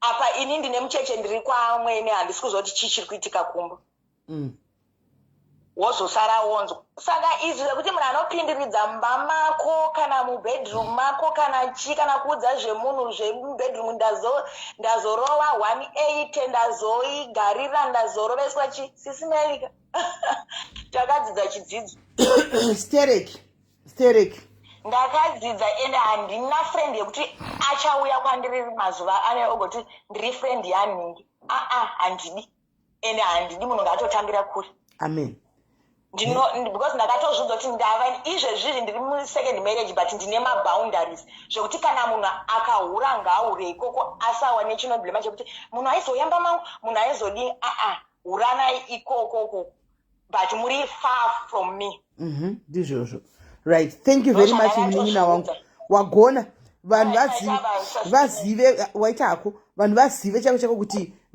vakadzi ava varume ava not play varume they are here to destroy and they will destroy pana nachida kufonera kandafonera hello yes dear what do you say mushi wedzrai volume phone kwa hatisi kunyaza kunzwa volume yangu makundinzwa ya takunzwa inini ndakangotaura experience yangu nemafriends ndine tuma experience andakaitirwa ndakakanganwa kudhara ndichanyatsoziva kuti yanga riri gore ripa ndandine imwe shamwari yangu saka ndaitowirirana naye zvekudaro but nini ndandingori type yanga yakangoputsa iye shamwari yangu munhu yainyanyaziva zvakawanda and aiziva kuSouth Africa stereki ndabva ndakatomwe mufesi wangu so mufesi chiangatoriwo nemari dzake chichichi but nini mufesi uyu chinhu handisinganyatsomupiwa mushe pahealth apa munongoziva madhokta emaziso ndichibva ndakutongo munongoziva vanhu vangu vachingoti munhu atori bhochi chichichi munhu amufesi atondida paya handiri kuspoiliwa but handisati ndamupa chii makumbo saka mufesi anga ari based kuSA but anga ari ane mabusinesses futi kuchii kuZimbabwe. Mufesi mbva handiti uye kuSouth Africa. Inini manje ndikusanyanyuziva zvekuSouth Africa izvi. Ndabva ndatasawira ndainvitwa nemufesi wangu chii kuSouth but inini first time yangu kuenda ndindotya kuti ndikaenda ndega pamunhu unongoziva unogona unobatwa chichichichi plus handisiri 100% pamunhu saka ndaitozviziva futi kuti pamwe ndikaenda ikoko munhu obvious kari kuti unoda chii ari kunoda futi makumbo and stuff asawira ndikati handei ndibva ndaudza mufesi ndikati ndoda kuya nesista yangu chichichi munongoziva akavakadzi shamwari unongochiiti sister ndaenda tatengerwa matiketi aya endege vakapara zvikanzi ndine laki ndaingonzwa makoments but panguva iyoyo munoziva kuti kana uchitamba nemunhu mamwe makoments unongosingaise musoro hauzvifungi apa munhu ari kutoita chijelas ndini uyo paya tatotengerwa matiketi edu endege tapera kuzoturwa nemufesi mufesi akutofara zvikanzi ninedzi akuto haipa nasawira kachingonzi ndiani dzimai nini chichichi bye tapinda mota tatoenda nemufesi mufesi akafonerawo shamwari yake kuti chimunongozivawo mafesi akabva adedza shamwari yake kuti chikune mbebhi chikungoziva kuti zvinhu zvinakira saka time yekurara manje ndikati kana inini munhu ikauyo handisi kunyatsomupiwa mushe munongoziva hana yako inenge ichikuudza mushe ati manga maflyawo kukwira ndege shiwa maiti saka maida kunomunyima makumbo imanga maflya mungati kwai mufesa imi maflya ndozviziva ndazviziva kuti izvozvo zvichaitika but ndaida kuti chii kana ndasvikondoudza munhu ngatitestanei katonya because ndoyanga inyatsoriwo first time yedu kunyatsoonana zvekunyatsoita kuti slip over because handisati ndanyanyaita time naye zvokuti ndamuziya zvekudaro mufesi kakutondiudza zvikanzi ungauye all the way iwewo regedza chichichichi nezvandinokuitira wati ndikati aiwa inini handisi kuramba but ngatingotesta nenyangwe zvikanzi toshandisa protection anything zvinogona kuti ase zvogona kungoitika mufesi atomudhura paya ndikati ngatingomirire mangwana kana kuti unotenga matesters tingotestana chichichi mufesi atomudhura yechichichichi apa asawira manje vakunzwa anhu tiri kunetsana tiri kubedroom kuya shasha ikati sakana zvikadaro inini mangwana mutongodzokera ndikati no problem whatever zvamafunga akuenda kunoudza mainini kari kunzi mainini gulezi ndo zvavari kuita munofunga kuti ndingangoti munhu awi time yacho yatiri kufanira kuspenda handizive kuti vanhu vakataurirana kuti kudii ikoko tumini ndasara kandiruko ndiri kuti vanhu vari kutaura zisineri vakutokwirana tabva tanogara katani aiwa vanga vasati vatanga time iyoyo ini ndindaravasiya vachitaura kandikati pamwe bamukuru vari kudza nhunhana dzavo kunani kuna mainino vachata sei vachataurawo zvavachataura zisineli ndaenda ndaona tv shasha yakangomudhura ndibva ndatairika ndinorara ndaenda unorara ndakabatwa nehope sisimeli dzandisina kuziva kuti hope dzandibata sei wakadhiragiwa ndazivei kuti chii ndazivei vanhu vakatotirega tiitane zvedu kakuyai bamukuru musisi vari kutambisa zvinhu mulaunji sisimeli ini ndiri kubedroomko naasawira inini ndakatofa nehope zvezvi zvokuti ndakatozoona ndakatongorara ndega ndamuka paidai handi munoziva kuti machilds munhu ukafamba hapana nokunzwa kufamba machilds tiri kutofamba chitotaziva kuti nditasoti ko haufa munhu chichiko zvazofamba se sisimele ndakavaona vachitamba nhingirikini dzavo vachitoita vachiitana zvezvokunzi hanzi unopopota uvaona vanhu vari kubata basa ndezveni zvekunyeperana zviya sisimeli kupererwa ndobva ndangoti nemuzvezvoti ndivaudza kuti ndaita sei ndakuonai apa handina sei pano apa handisisina sei because apa uri mumba memunhu mausiku unoti chii vanhu vakaita zvinhu zvavo vapedza munoziva ndakadzokera saka pawakati vakamira vakatomira akatozvomora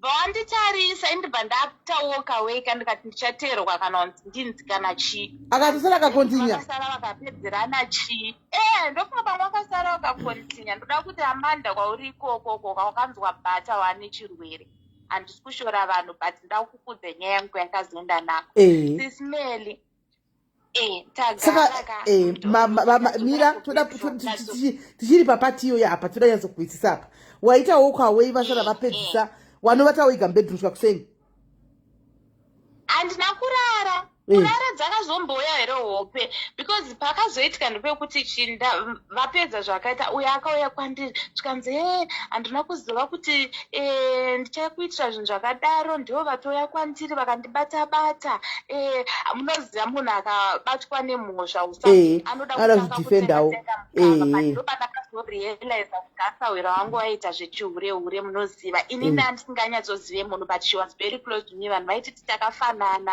you know ndakava so close zvekumutrasta kumita sister yangu you know like I really loved that girl musikana ndibvishasha ndobva yaregedza kurara pamba shayakabuda ikaenda ichibva zvitonge yaenda imasara muri tuna Amanda ndobva maita sei tasara tiri two ndiri kumubvunza Sis Melly inini ndiri munhu asingagone zvekutaura ndakangomuti waita hako you know waita hako but zvauri kutsvaga uchata sei uchazviwana it's okay kana zvisvo zvamama decide kuita Sis Melly pengona ndine mari yangu iye akati chii ndine mari yangu matiketi atakatengerwa akangonditi ramba chingonditi I'm sorry iye ndiye andivinga ina ndazoti mataurirana kuti chii handisi kuziva chii chazoitika munoziva ini ndakangoperwa ndikangomuudza kuti chauri kutsvaga uchata sei uchachiwana and then inini ndanga ndine mari yangu mangwana makuseni shasha yakabva yauya ndikati inini ndada kudzokera kumba zvikanzi uda kudzokera rini ndikabva ndati kana nhasi chaiye kana zvichiita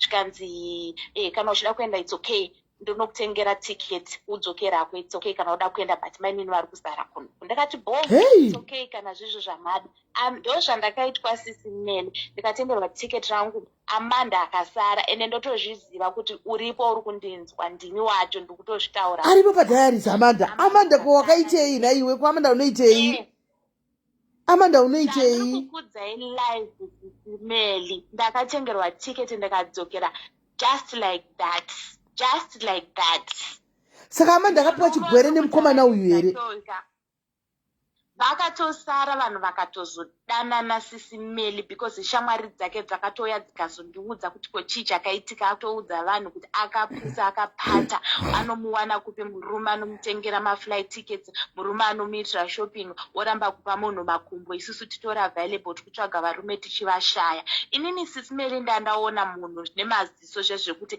I could see kuti munhu yekoyo anenge anorwara anorwara muromo wake wakanyetseka karedhi ekakutsvukuruka exactly Sis Melly ndakaita heartbreak ndakazozviudza kuti anyway ndiri kuchemera murume wandisina kumbonyanyaita relationship naye handina chakawanda ende zvakawanda zvekuluza ende pairohwa nyoro kapa paitorohwa nyoro Sis Melly kutoti pakatorohwa nyoro muri kunzwa mumaziso angu zvezvekuti handisa ndakamboona vanhu vanoitana live iyo ndo yanga iri first time yangu kuvaona vachiitana live ndikakudza Sis Melly ndakatengerwa tiketi rangu ndikadzokera nekabhegi kangu and thank God kuti akandirespecta kuti akangonditengerawo tiketi zvendege ndikadzokera pamwe ndikadai ndakanzikana kuti kwira bhazi ndikamusiya ariko akaudza shamwari dzake vanhu shamwari dzake dzaindiziva mumwe wacho akatouya akandiudza akati chii chiri kuitika ndikatomuexplaina ndikati anyway hazvina basa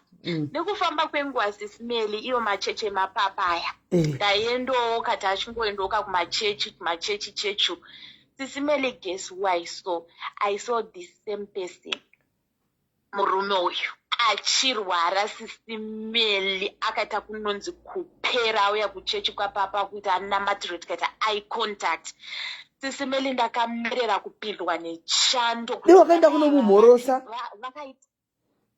ndakatomupa ziso rero rekuti andione zvezvo rekuti munhu akaita kuvhunduka muri kunzwa kuvhunduka andiona kuti munoziva pane nguva dzekuti sometimes unobatwa noita bitterness kana chinhu but ndakati Mwari makaita henyu makandirwira because inini ndega ndanga ndazviona kuti munhu ane problem muri kunzwisisa sisa Amanda ndikuziva kuti makabatwa nacho ndokwamakazviwana ende makanzwa bata ndozvinoita zvinhu zvekuba zvevamwe maifunga kuti muri kundiwatisa ezvino zvanditi muri kuziva kuti ndakazozviwanira ndakapinda mambure nemurungu ende munotoziva kuti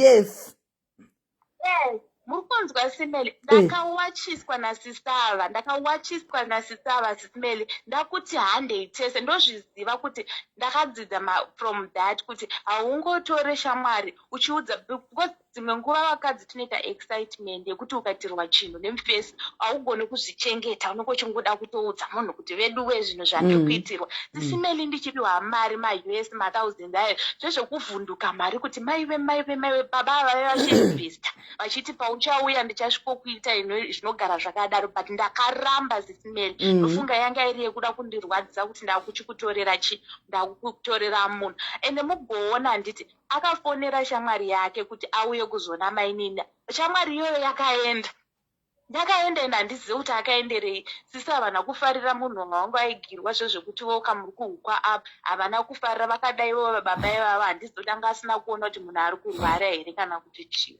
but on the other hand tinoda kukutenda chaizvo Amanda wakaita zvakanaka chose nokuti ona mwana wangu nhasi mwana wangu ave mumambure wakamuvharidzira pamwe dei wakamurega pamwe aita zvangogiva ini wovata nemunhu wodini zvino wakatigona zvawakaita stereki wona nhasi akape pari nani aiwa ndinozvitenda Simeli munoziva kuti nanhasi ndinototi nyangwe ndikamutarisa kufacebook makamboona zvezvo zvekunyangwe une mari wakapfeka katirauza akafite warwara Simeli kantonge kakananikwa pawaya baba vaitorwara ipapo mupenye and I actually descend anotozikanwa this person kuharare kwandidi kumutaura zita rake but anotozikanwa zvekutodaro zvekutodaro mupenyu but ari kurwara pandakamuona kuchechi yemapapa iyoyo tangoendoka unongoziva ukakungoenda kuchechi ndopandakamuono ndikati maiwe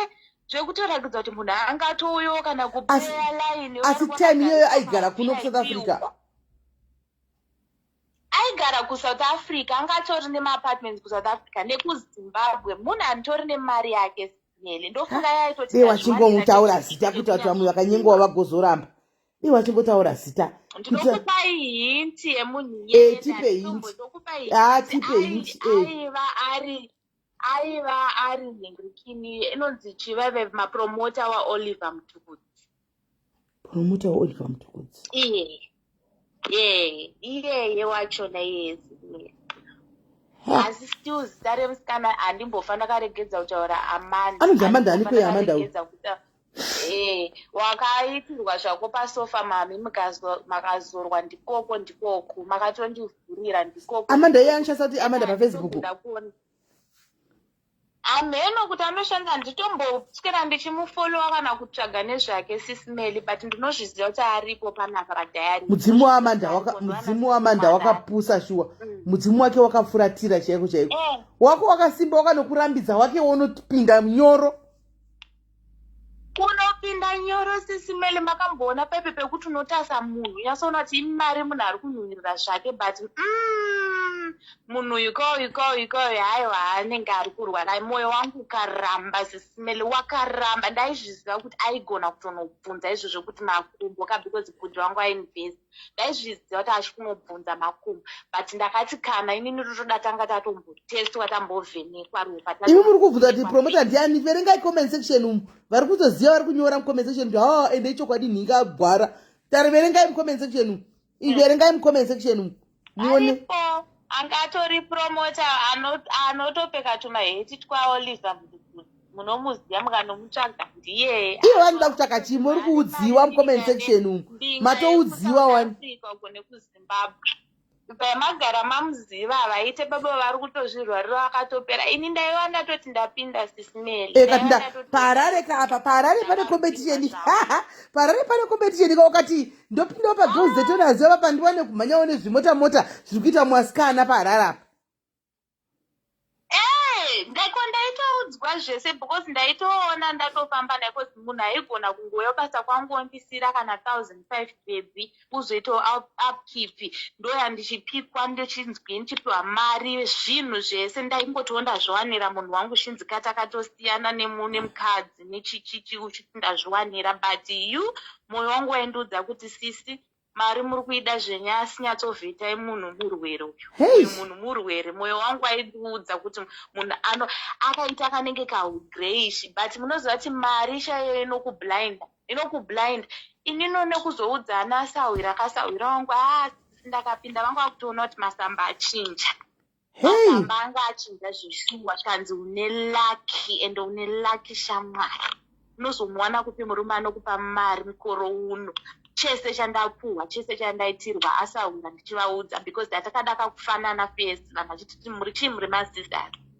Ndichiudza chese ndaimuudza but handakuziva kuti ndiri kutoudza muvengi wangu munhu unoriwanepi simba rekurara nemufesi wemunhu musame house pasofa munhu wawatanga kuona same day munhu wausingazive mujoni. Sisi vakasara sisi melinini ndikakwira ndikadzokera ndakatengerwa tiketi ko zviviri zvokuzosara mai mwana iwo chiuya zviviri zvokuzosara yanga itori bhai yangu hatazombobvira tikataura tese futi iye akatotanga kutondiseka kuti ndakamutorera munhu ofuichi munoziva nguva iyoyoyo ndakarwadziwa but iwewo waitotamba negirls detonas dzangu wasingatozivi kuti unoziva paharare apa parare pari kurohwa first life yekuti vana vepaharare iko zvinoveseka isurvival of the fittest because ilife yandichaya nayo zvangu rimwe day. Vanhu vanoinspire vana ava vanhu vanoinspire vana ava wrong people. They don't tell vana ava the truth. They give vana ava pressure. Zvino vana ava vakupinda mune imwe mumaclub umu atika vomanisana nembinga idzi anti apabvunzwe condom havana as long as apiwa dola rake antiona rekuti akwanise kudii akwanise kuti zvada kuita ipapo zvake zvatofaya antiona avabvunze because arida kumuka chimhanyawo nekaonda fit kake kunze anzi ari kufamba nemota yake akatenga mota mazuva ano ari kupfeka zvakati mazuva ano ane mabrazilian akati saka icompetition paharare antiona itori competition ende vanhu chavasingazive ndechekuti murume anenge achida chinhu pamunhu wemukadzi they don't mind spending $1 on them to get what they want because ari kukupa futi neguva rako anenge achitokupa futi nemari yeguva rako yotenga kofi nezororo rako ipapapo tibva wajoina zororo ipapo zvese itori chokwadi ende ndofunga aitoti ndazviwanira because kusvikawo takatosvika zvekutodaro saka ndofunga ainyatsoti aka ndichanonyatsotokazora ndichakapa yese yakadaro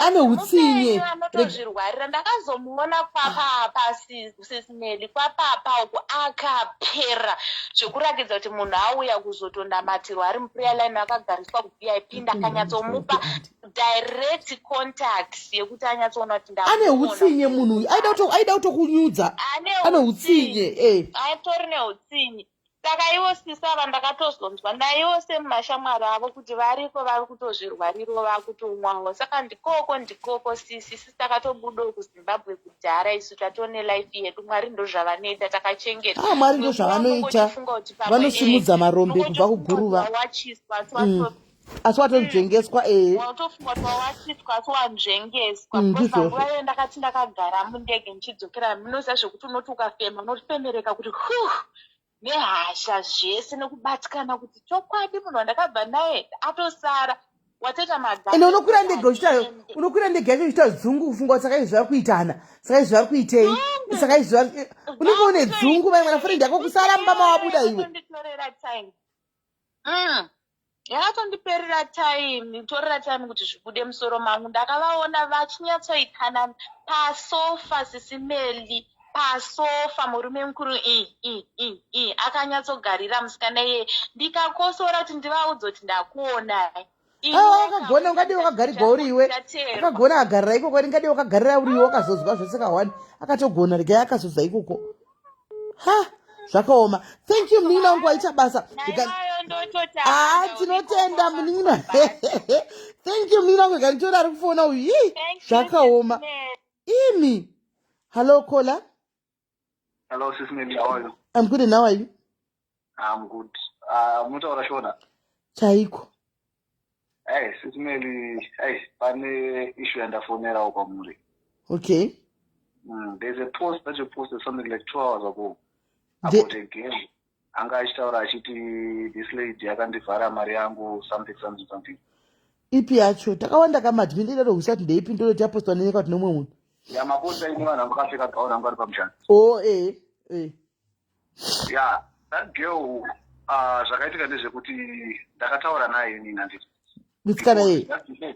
Musikana wacho iye. Ndakataura naye then I promise kuti ndichamupa mari yake because munhu wacho waaposta uyu. Haasi noti haasi mugood book like nemurume wake things are not fine. Okay. That's the reason why anga asiri kumumba because njake hazinotomirawo munhu. Ndatomufonera ini ndakamuudza ndakati I can't show you kwaanogara but ine nhamba dzangu unadzo I'm going to give you and it's next month pandine ndadzoka unogara kwaKZN. So ndakataura naye ini personally. Okay, handisivi hangu. I don't know. Ini ndinongovhunza V11 kangobuda chete ndinongozopostawo.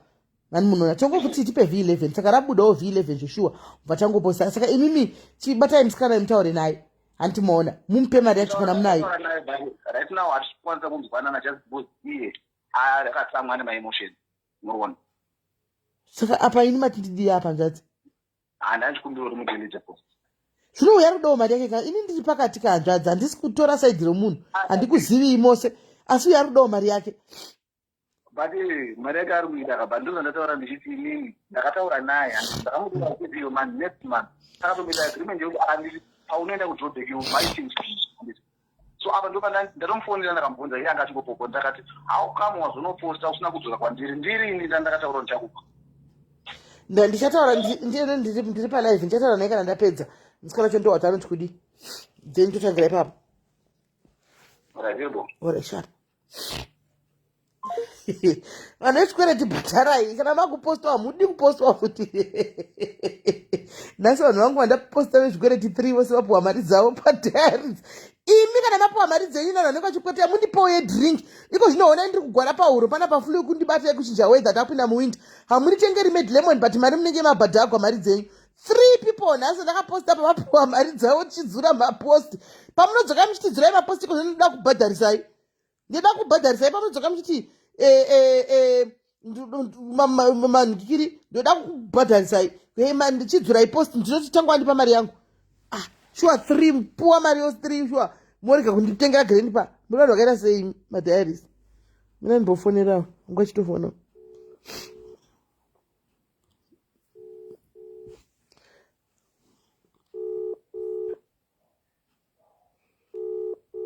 Vabhadhagwa shuwa vabhadhagwa chokwadi ndozodzoka ndakudhileta maposta aenda kuti ndakupiwa malingi ndakumbonotsvagana kuti ndidhiletana nemaposta aya asi haupiwi tenge grandpound ndakutengerai grandpa yacho chimwai made lemon zviti yachada irambe ingachifona panyaya iyoyi yadachitaura nezvayo.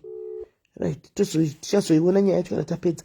Right, saka guys mukuona ka tiri kutaura nyaya yevanhu maiwaka metona senda messenger.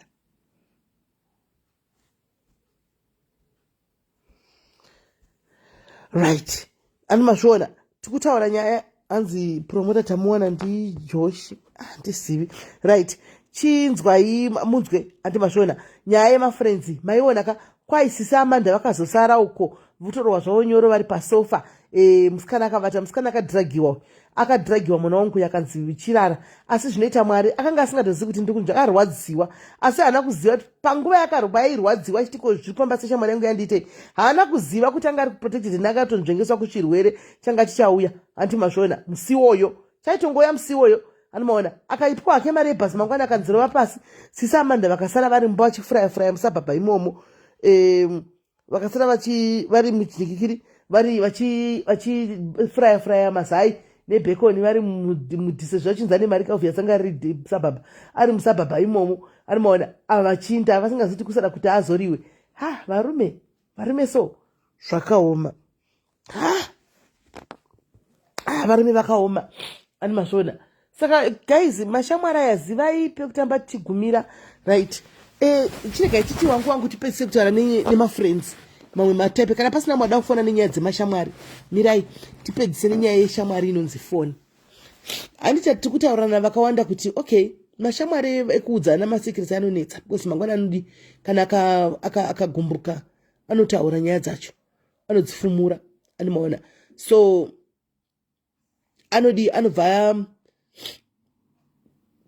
anobva afumura, andimaona, right? Vamwe vakati aiwa isisi totamba nefoni dzedu, anditimaona. Iyo shamwari inonzi foni ishi, please be very very careful. Madhayaris kwaita bvako matobva kunotsvaga munhu ende zvakaoma. Shamwari inonzi foni iyi pakuishandisa zvakare, be careful guys. Shamwari inonzi foni ishi, be very very careful.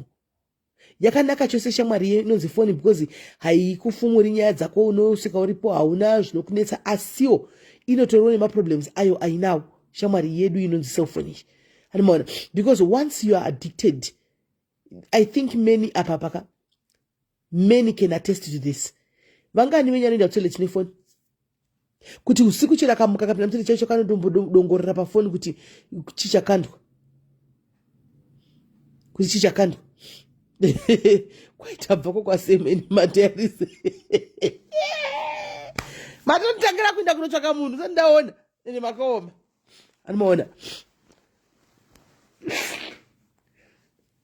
Vangani vanoti vachibva kutoilet chako guys, achibva kutoilet usiku kwai yatombonotsvaka vose mwacho tichimirira tichitaura nyaya dzefoni idzi, chimbosvika potoni chimboonawo kuitira munhu pasofa semupengo kanonzi semuchi. Ende mamusecha inobva itongobuda paunongodai, so inobva itongobuda mamusecha makati wandei.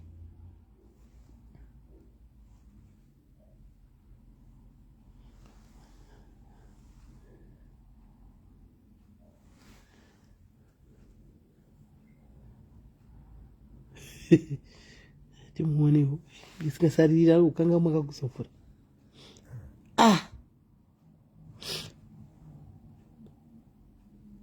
Akutogwarerepo 2022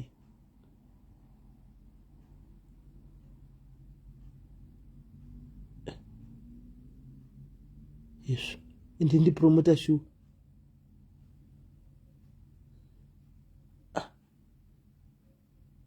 nai apa vanenge vangotogwara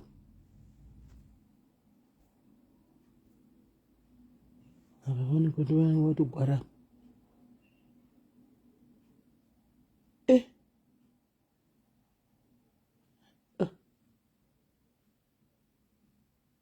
akomana magitare obvious, akomana magitare zvakaoma. Amen. This video, amen. Right. Inzai munze guys. Kwaiva you can relate. Vanhu chimukama kusena achinda kutoilet anotanga abata foni yake kuda kuona kuti aufa. Kana mata mashamwari enyu efoni aya, move very careful nefoni, because foni ine addiction yekuti mukaita chinonzi addiction yefoni chinogona kuparadza iwo pachako guys. Ndoda kuti ipapo mugare makangwarira ipapo, andimaona, garai makangwarira ipapo guys.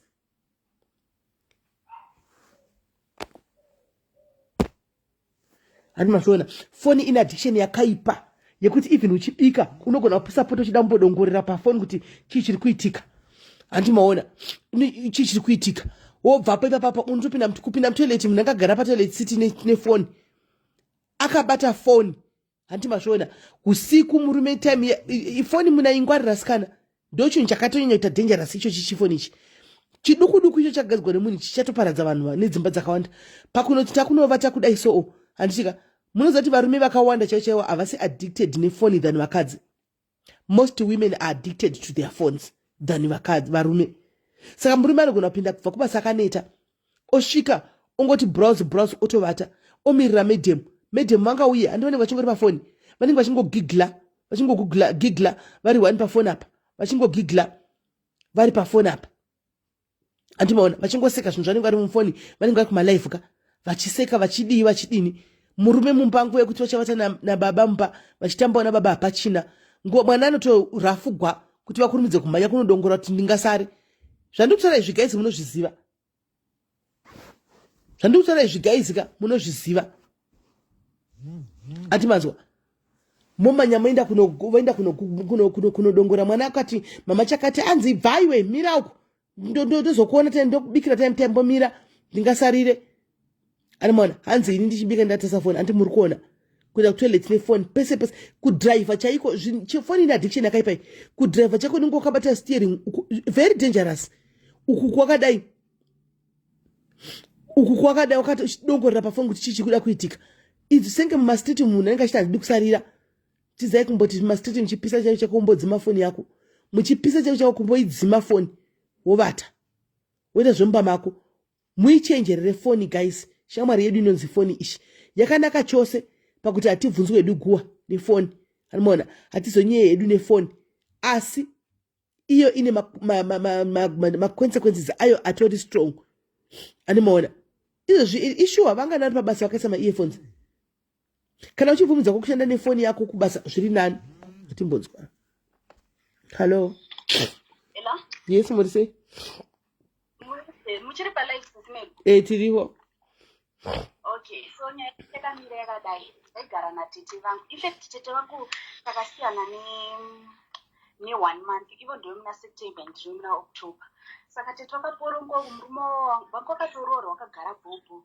saka murume wakabva ahura ibva wati nandihurirwe nemurume ndoita sei ndohurawo vavabatwa ndokusiyana kwavakaita sei kwavakaita nemurume saka mhene vakabva vati bisati kwaita basa mudhebheni uyai kuchichichi bvavakwira ina handaitomboziva kuti vanga vari muno musauti bvavakwira bvavauya saka vasvika kudhebheni munhu uya bvaita sei bvavadzimira foni paya ndiri kubasa ndinzwe ndafonera namba ndizivi zviri sei ndakushe tete muri sei ndastranded panapa ndauya kubva kumusha kuuya kudhebheni munhu abva ndidzimira foni achatombozondiita sei ina handatombotaurawo nemurume tete mukarari mustreet tiripeyo uyai by that time ndoshandisa 2 bedroom tete vauya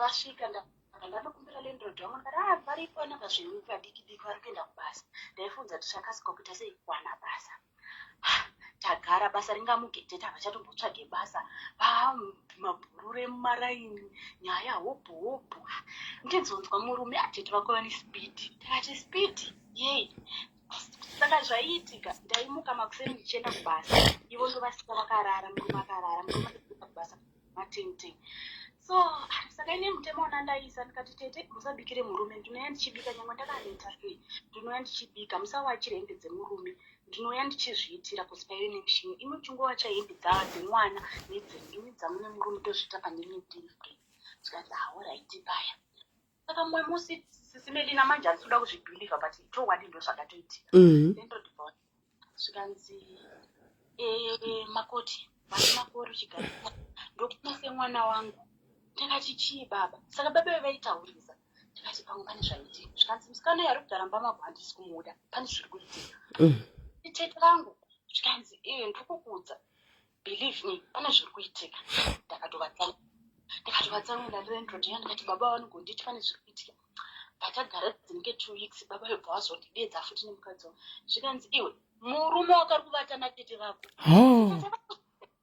ndikati tete vangu apa yanzvadzi yababa vangu lasibho nyumbamo ndikati tete vangu zvikanzi pretend nge waenda kubasa SIS MELLY ndakapretend wozoshange ndaenda kubasa ndabva ndadzoka chitange ndakangana chiuche ndione tete vari mubedroom saka ngokamonera kazambia ndikati ko muri kutsvagei baba noko zvavakarara mutiko ndakutaura kasika kutsvagei bedroom ndikanzi havana baba noku vakawanda havo stereki yatizozive yedu ndevapi zvikanzi nanichiti nditore hembe ndiwache ndikati ko tete ubva mapendera munhu akarara chirudi paipapo mubvadango saka landlord abva ndidedza ndikati ndapinda zvishonda munhu ari mubedroom asi apa ndapinda angachiti ari kutora hembe dzamwana ndinakumona richipapenda zvikanzi ine hanhu ngakunyeperei wakauya panapa munge mane 10 years ndichigara pana kunyepera nhasi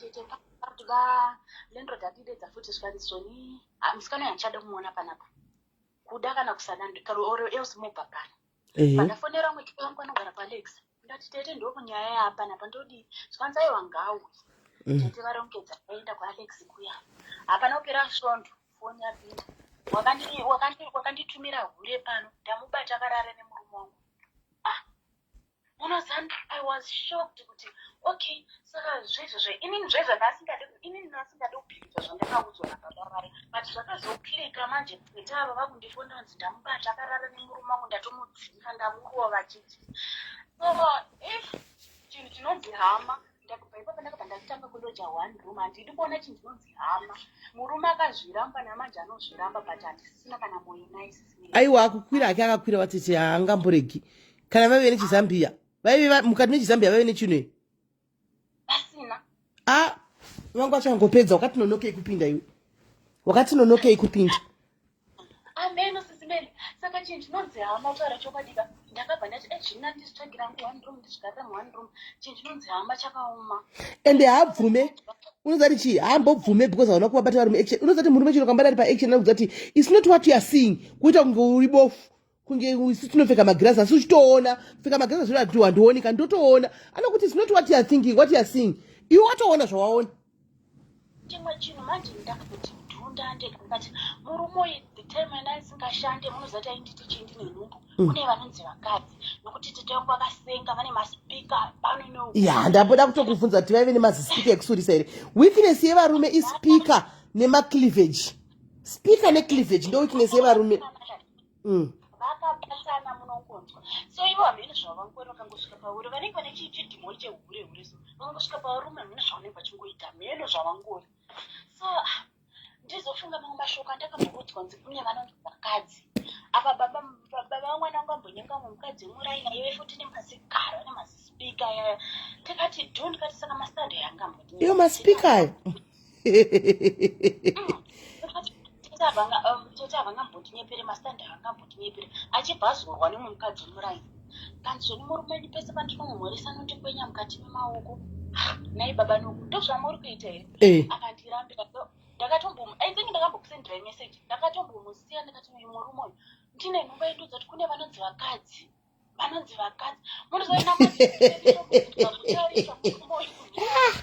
ende varume vanopa vakadzi pressure vakadzi vachanobayiwa majekiseni emagaro naimi kuti magaro akure nenyaya yemagaro iwa handingatombodza ndina magaro ndinawo hangu ezera rangu but simeni ndozvo zvaungandoti veunga unoite basa rekungozvara vamwe vakadzi vari kuya but munozati mashoko aya ndinoatenda cause akanditi ndichangamuke handina dhei remahara ndinoshanda Monday to Friday Saturday Sunday ndiri busy nebusiness yangu handina time naye anozviziva ndakamudza ndikati baba mwana ndazvara vana 3 ndabho zvekuti ndicharamba ndichazvarira imini bodo mashoko handi wakati kwai ndozvara zvisina order saka vakatokwana ndikati ivava ndazvara ivava bho zvokuti kana muchiri kuda kana aiwa chiendei kuna natete handitete zvevafree endai kuna natete namanje anoiramba nyaiyoyo kana family yedu handina kana munhu andakambouta ndakangoudza ivo tete avo veuku ndikati kunokukwangoitika nyaya yakati but ini handisi kuzvibhilivha baba vanotaurisa ndaidza kakuvharidzira weakness yevarume kana pamba pako kwangona pangoyamuna nemazispika ka please guard your property because zispika riya ramaspika ekusurisa yavarume vanotoda kudoma hamene kuti vane naimi varume chii chako chii chiri mumaspika imi what is inside those speaker of the toilet the sewage tanks chii chinenge chirimo chekuti munochiva chii tikafamba zvezva akaone iva vane mazispika ekusurisa unoona munhu achicheuka ndaspika takatozorwa pamuda acheuka pazvidhori zvine zvakasapatisisa kucheukira chidhori kucheuka hameno sisi vakaonda kumusoro kwakatetepa kunokubva vaite kuvhazika ndofunga ndondishamisa ndoapa mamovhi kava nebiyo ari serious murume wako iwe ari serious iudza hama dzangu dzigare dzazviziva because to be honest ndinoitaya kuda kuiavoida ndisazviite mufunga but at the same time ndifunga kuti but tete hatodzeka mungarare nemurume wako vanozviita vari panyora mucomment section muti tete vangu hanzvazive murume wangu cheko vakandivatira neboyfriend yangu anyora mucomment section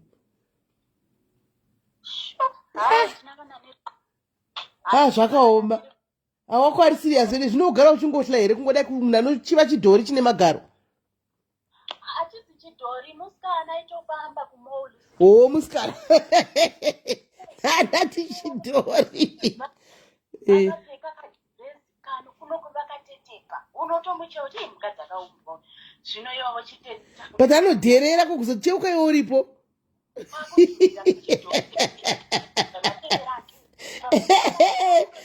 Murume wako akaoma kokuzocheuka iwe uripo naiwe.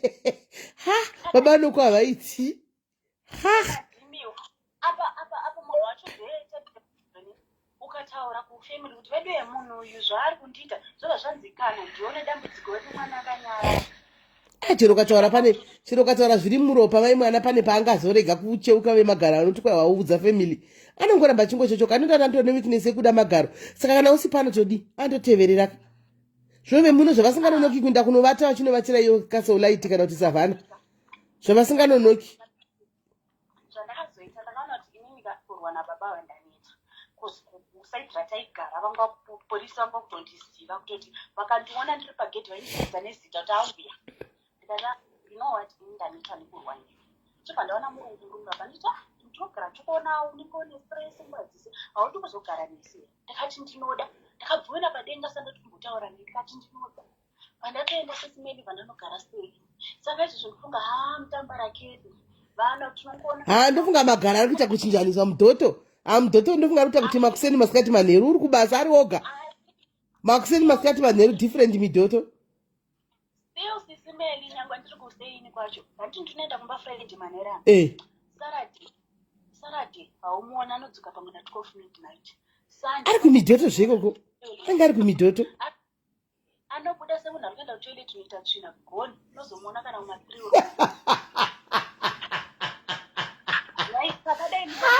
3 murume wako ari serious iwe.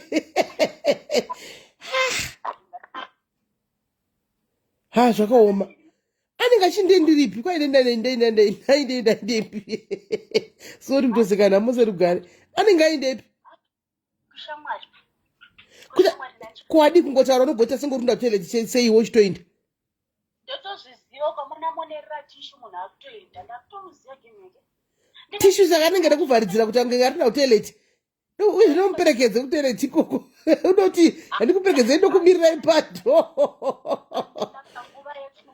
tozvinetera unokusumudza masaga mujobhemandi nanguva yacho ndakamubva ndikati mandi tofrati ndisipo days unotadza kungopretendera ungetomuai nei munhu anenge asimu nei munhu anoita 5 days sipo paunongouya 2 days zodzokera sunday anza kuri pretenda 2 days zoshuwa zvakafanana ipapo kana tine maodha akawanda kuzindirirana kana tine maodha akawanda ndomukumbira handini toenda tonobatsirana do you know SIS MELLY kuti ndinomubhadhara why ndinotomupa yake kusimuka kubva kumba why oita basa wandibata anenge achida SIS MELLY asimukire mhara murume wako murume wangu baba wevana 3 haabhadhari renti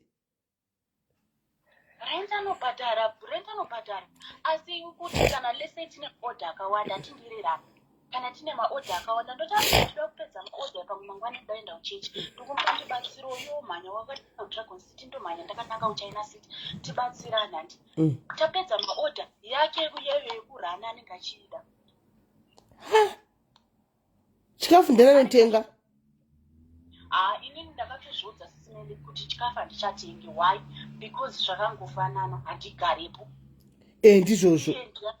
ndizvozvo unoona musina kana mafuta unoona musina kana doma unoona musina kana huni ndakazvidza kuti handitenge vana varipi vana ndakaendesa kumusha vana chinhu chakandipa kuti vana vaende kumusha its because mukomana uyu anga Mike Tyson kuchikoro alright aibhura because aizviona zvaitwa baba wake kwauri saka ndakaona kuti ndikukanganisa vana ndopandakazotanga kutazogara nevarume saka vana vari saka paunotouya uchibva kuweekend iwewe munotoitawo bonde semurume nemukadzi 1 round zvenyimi anongoitaka wanobva atobuda otoinda zvatokwana andiyo ndizodzoke otoinda kokamubata kumbate kuita sei kungoti uya ndatozvijaira onisisimeki ndangoti ameno ini ndatozvijaira ndidunyeko ndangoti ameno wani yacho inenge yakasimbe sisimeki bandira ndakazongosimbei kana ndiyo ndatozvijaira ndozvaatori ndatozvijaira ndozvaatongori achida kuti achengetedzere kuti azoenda kumo obvious anenge achichengeta pamwe kwavanaspika mahombani apa mene chandakanakira handitsvagi makudo mugomo tinongosiya nongotarisa apa hadi kuti ndite shamwari hatodi shamwari yayangove marriage of convenience sure yatongove marriage of convenience ndozvatovepo akucheukire mamoda vachidhumira pamachi ndakatendamha kukwana baba anenge akudhumira pazvidhori zviri padisplay achicheuka munoza ndakasvotikana vamwe vakadzi vakasika nzinde varume hamuna kukwana chokwadi kana ndine next time umugadzirise umugadzirise next time pamunofamba muchienda kumaoko handi varume ane system ingowetera pese pese ukaona wangoona umupame give him the test of his own medicine ukaona murume anenge achiota chofamba next time ite ungochadhumira wakatarisa kumurume yeye kudai paanenge achiota paya unambokasa seko kudai kuti ungochadhumira una ikakunyepedzera kunodhumira awo igwadza kwazvo akada kuti chiuti kwemimise makacheuka makadhumira kuchidhori wani makatarisa manhingiki maspika manorova ndingabhurwe sisineli anorova zvino wakagara zvino naikona wakagarirei munhu anorova kudaro anorova kurova zvokuti unomuka wakatitasa akola uchafira maoko memunhu udi wasiyana nemunhu uzvo amen but ona izvo zvitakavaka ndishowa ndosiya simba rangu rese kuvaka imba yangu yandakavaka uharare ndongosiya nje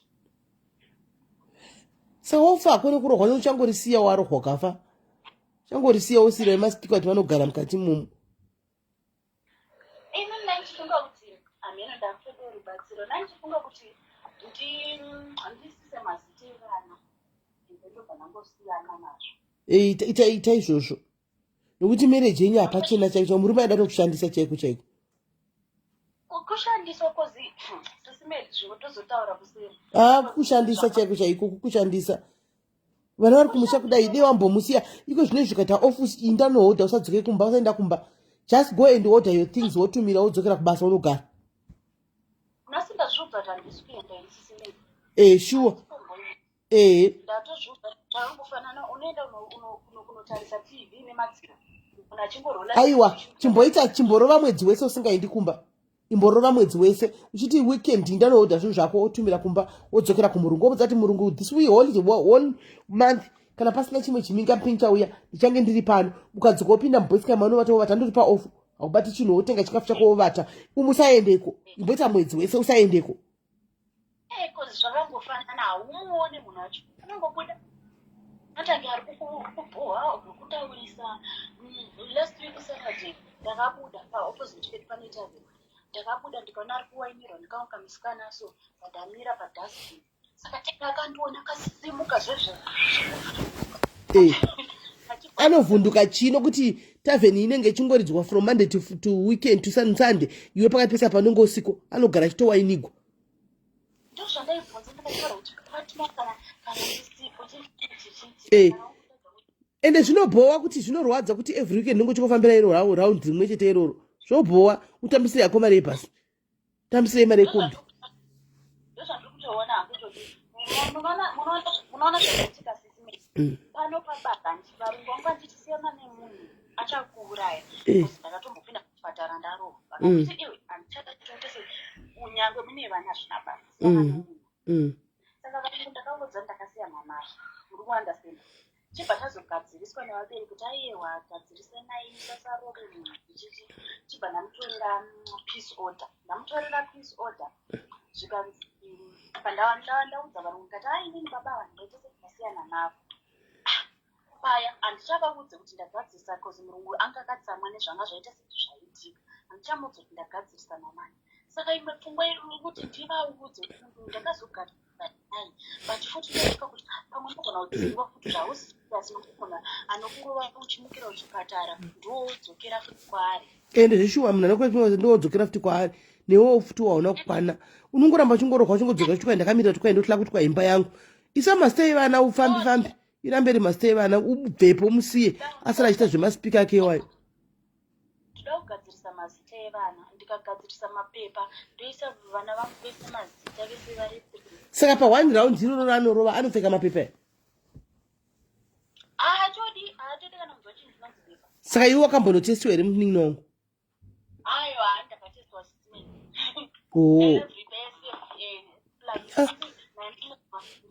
ndakasvonokuda mwana wangu naFebruary last year ndakabvako manje ndakabvako because ndakutozvityira upenyu hwangu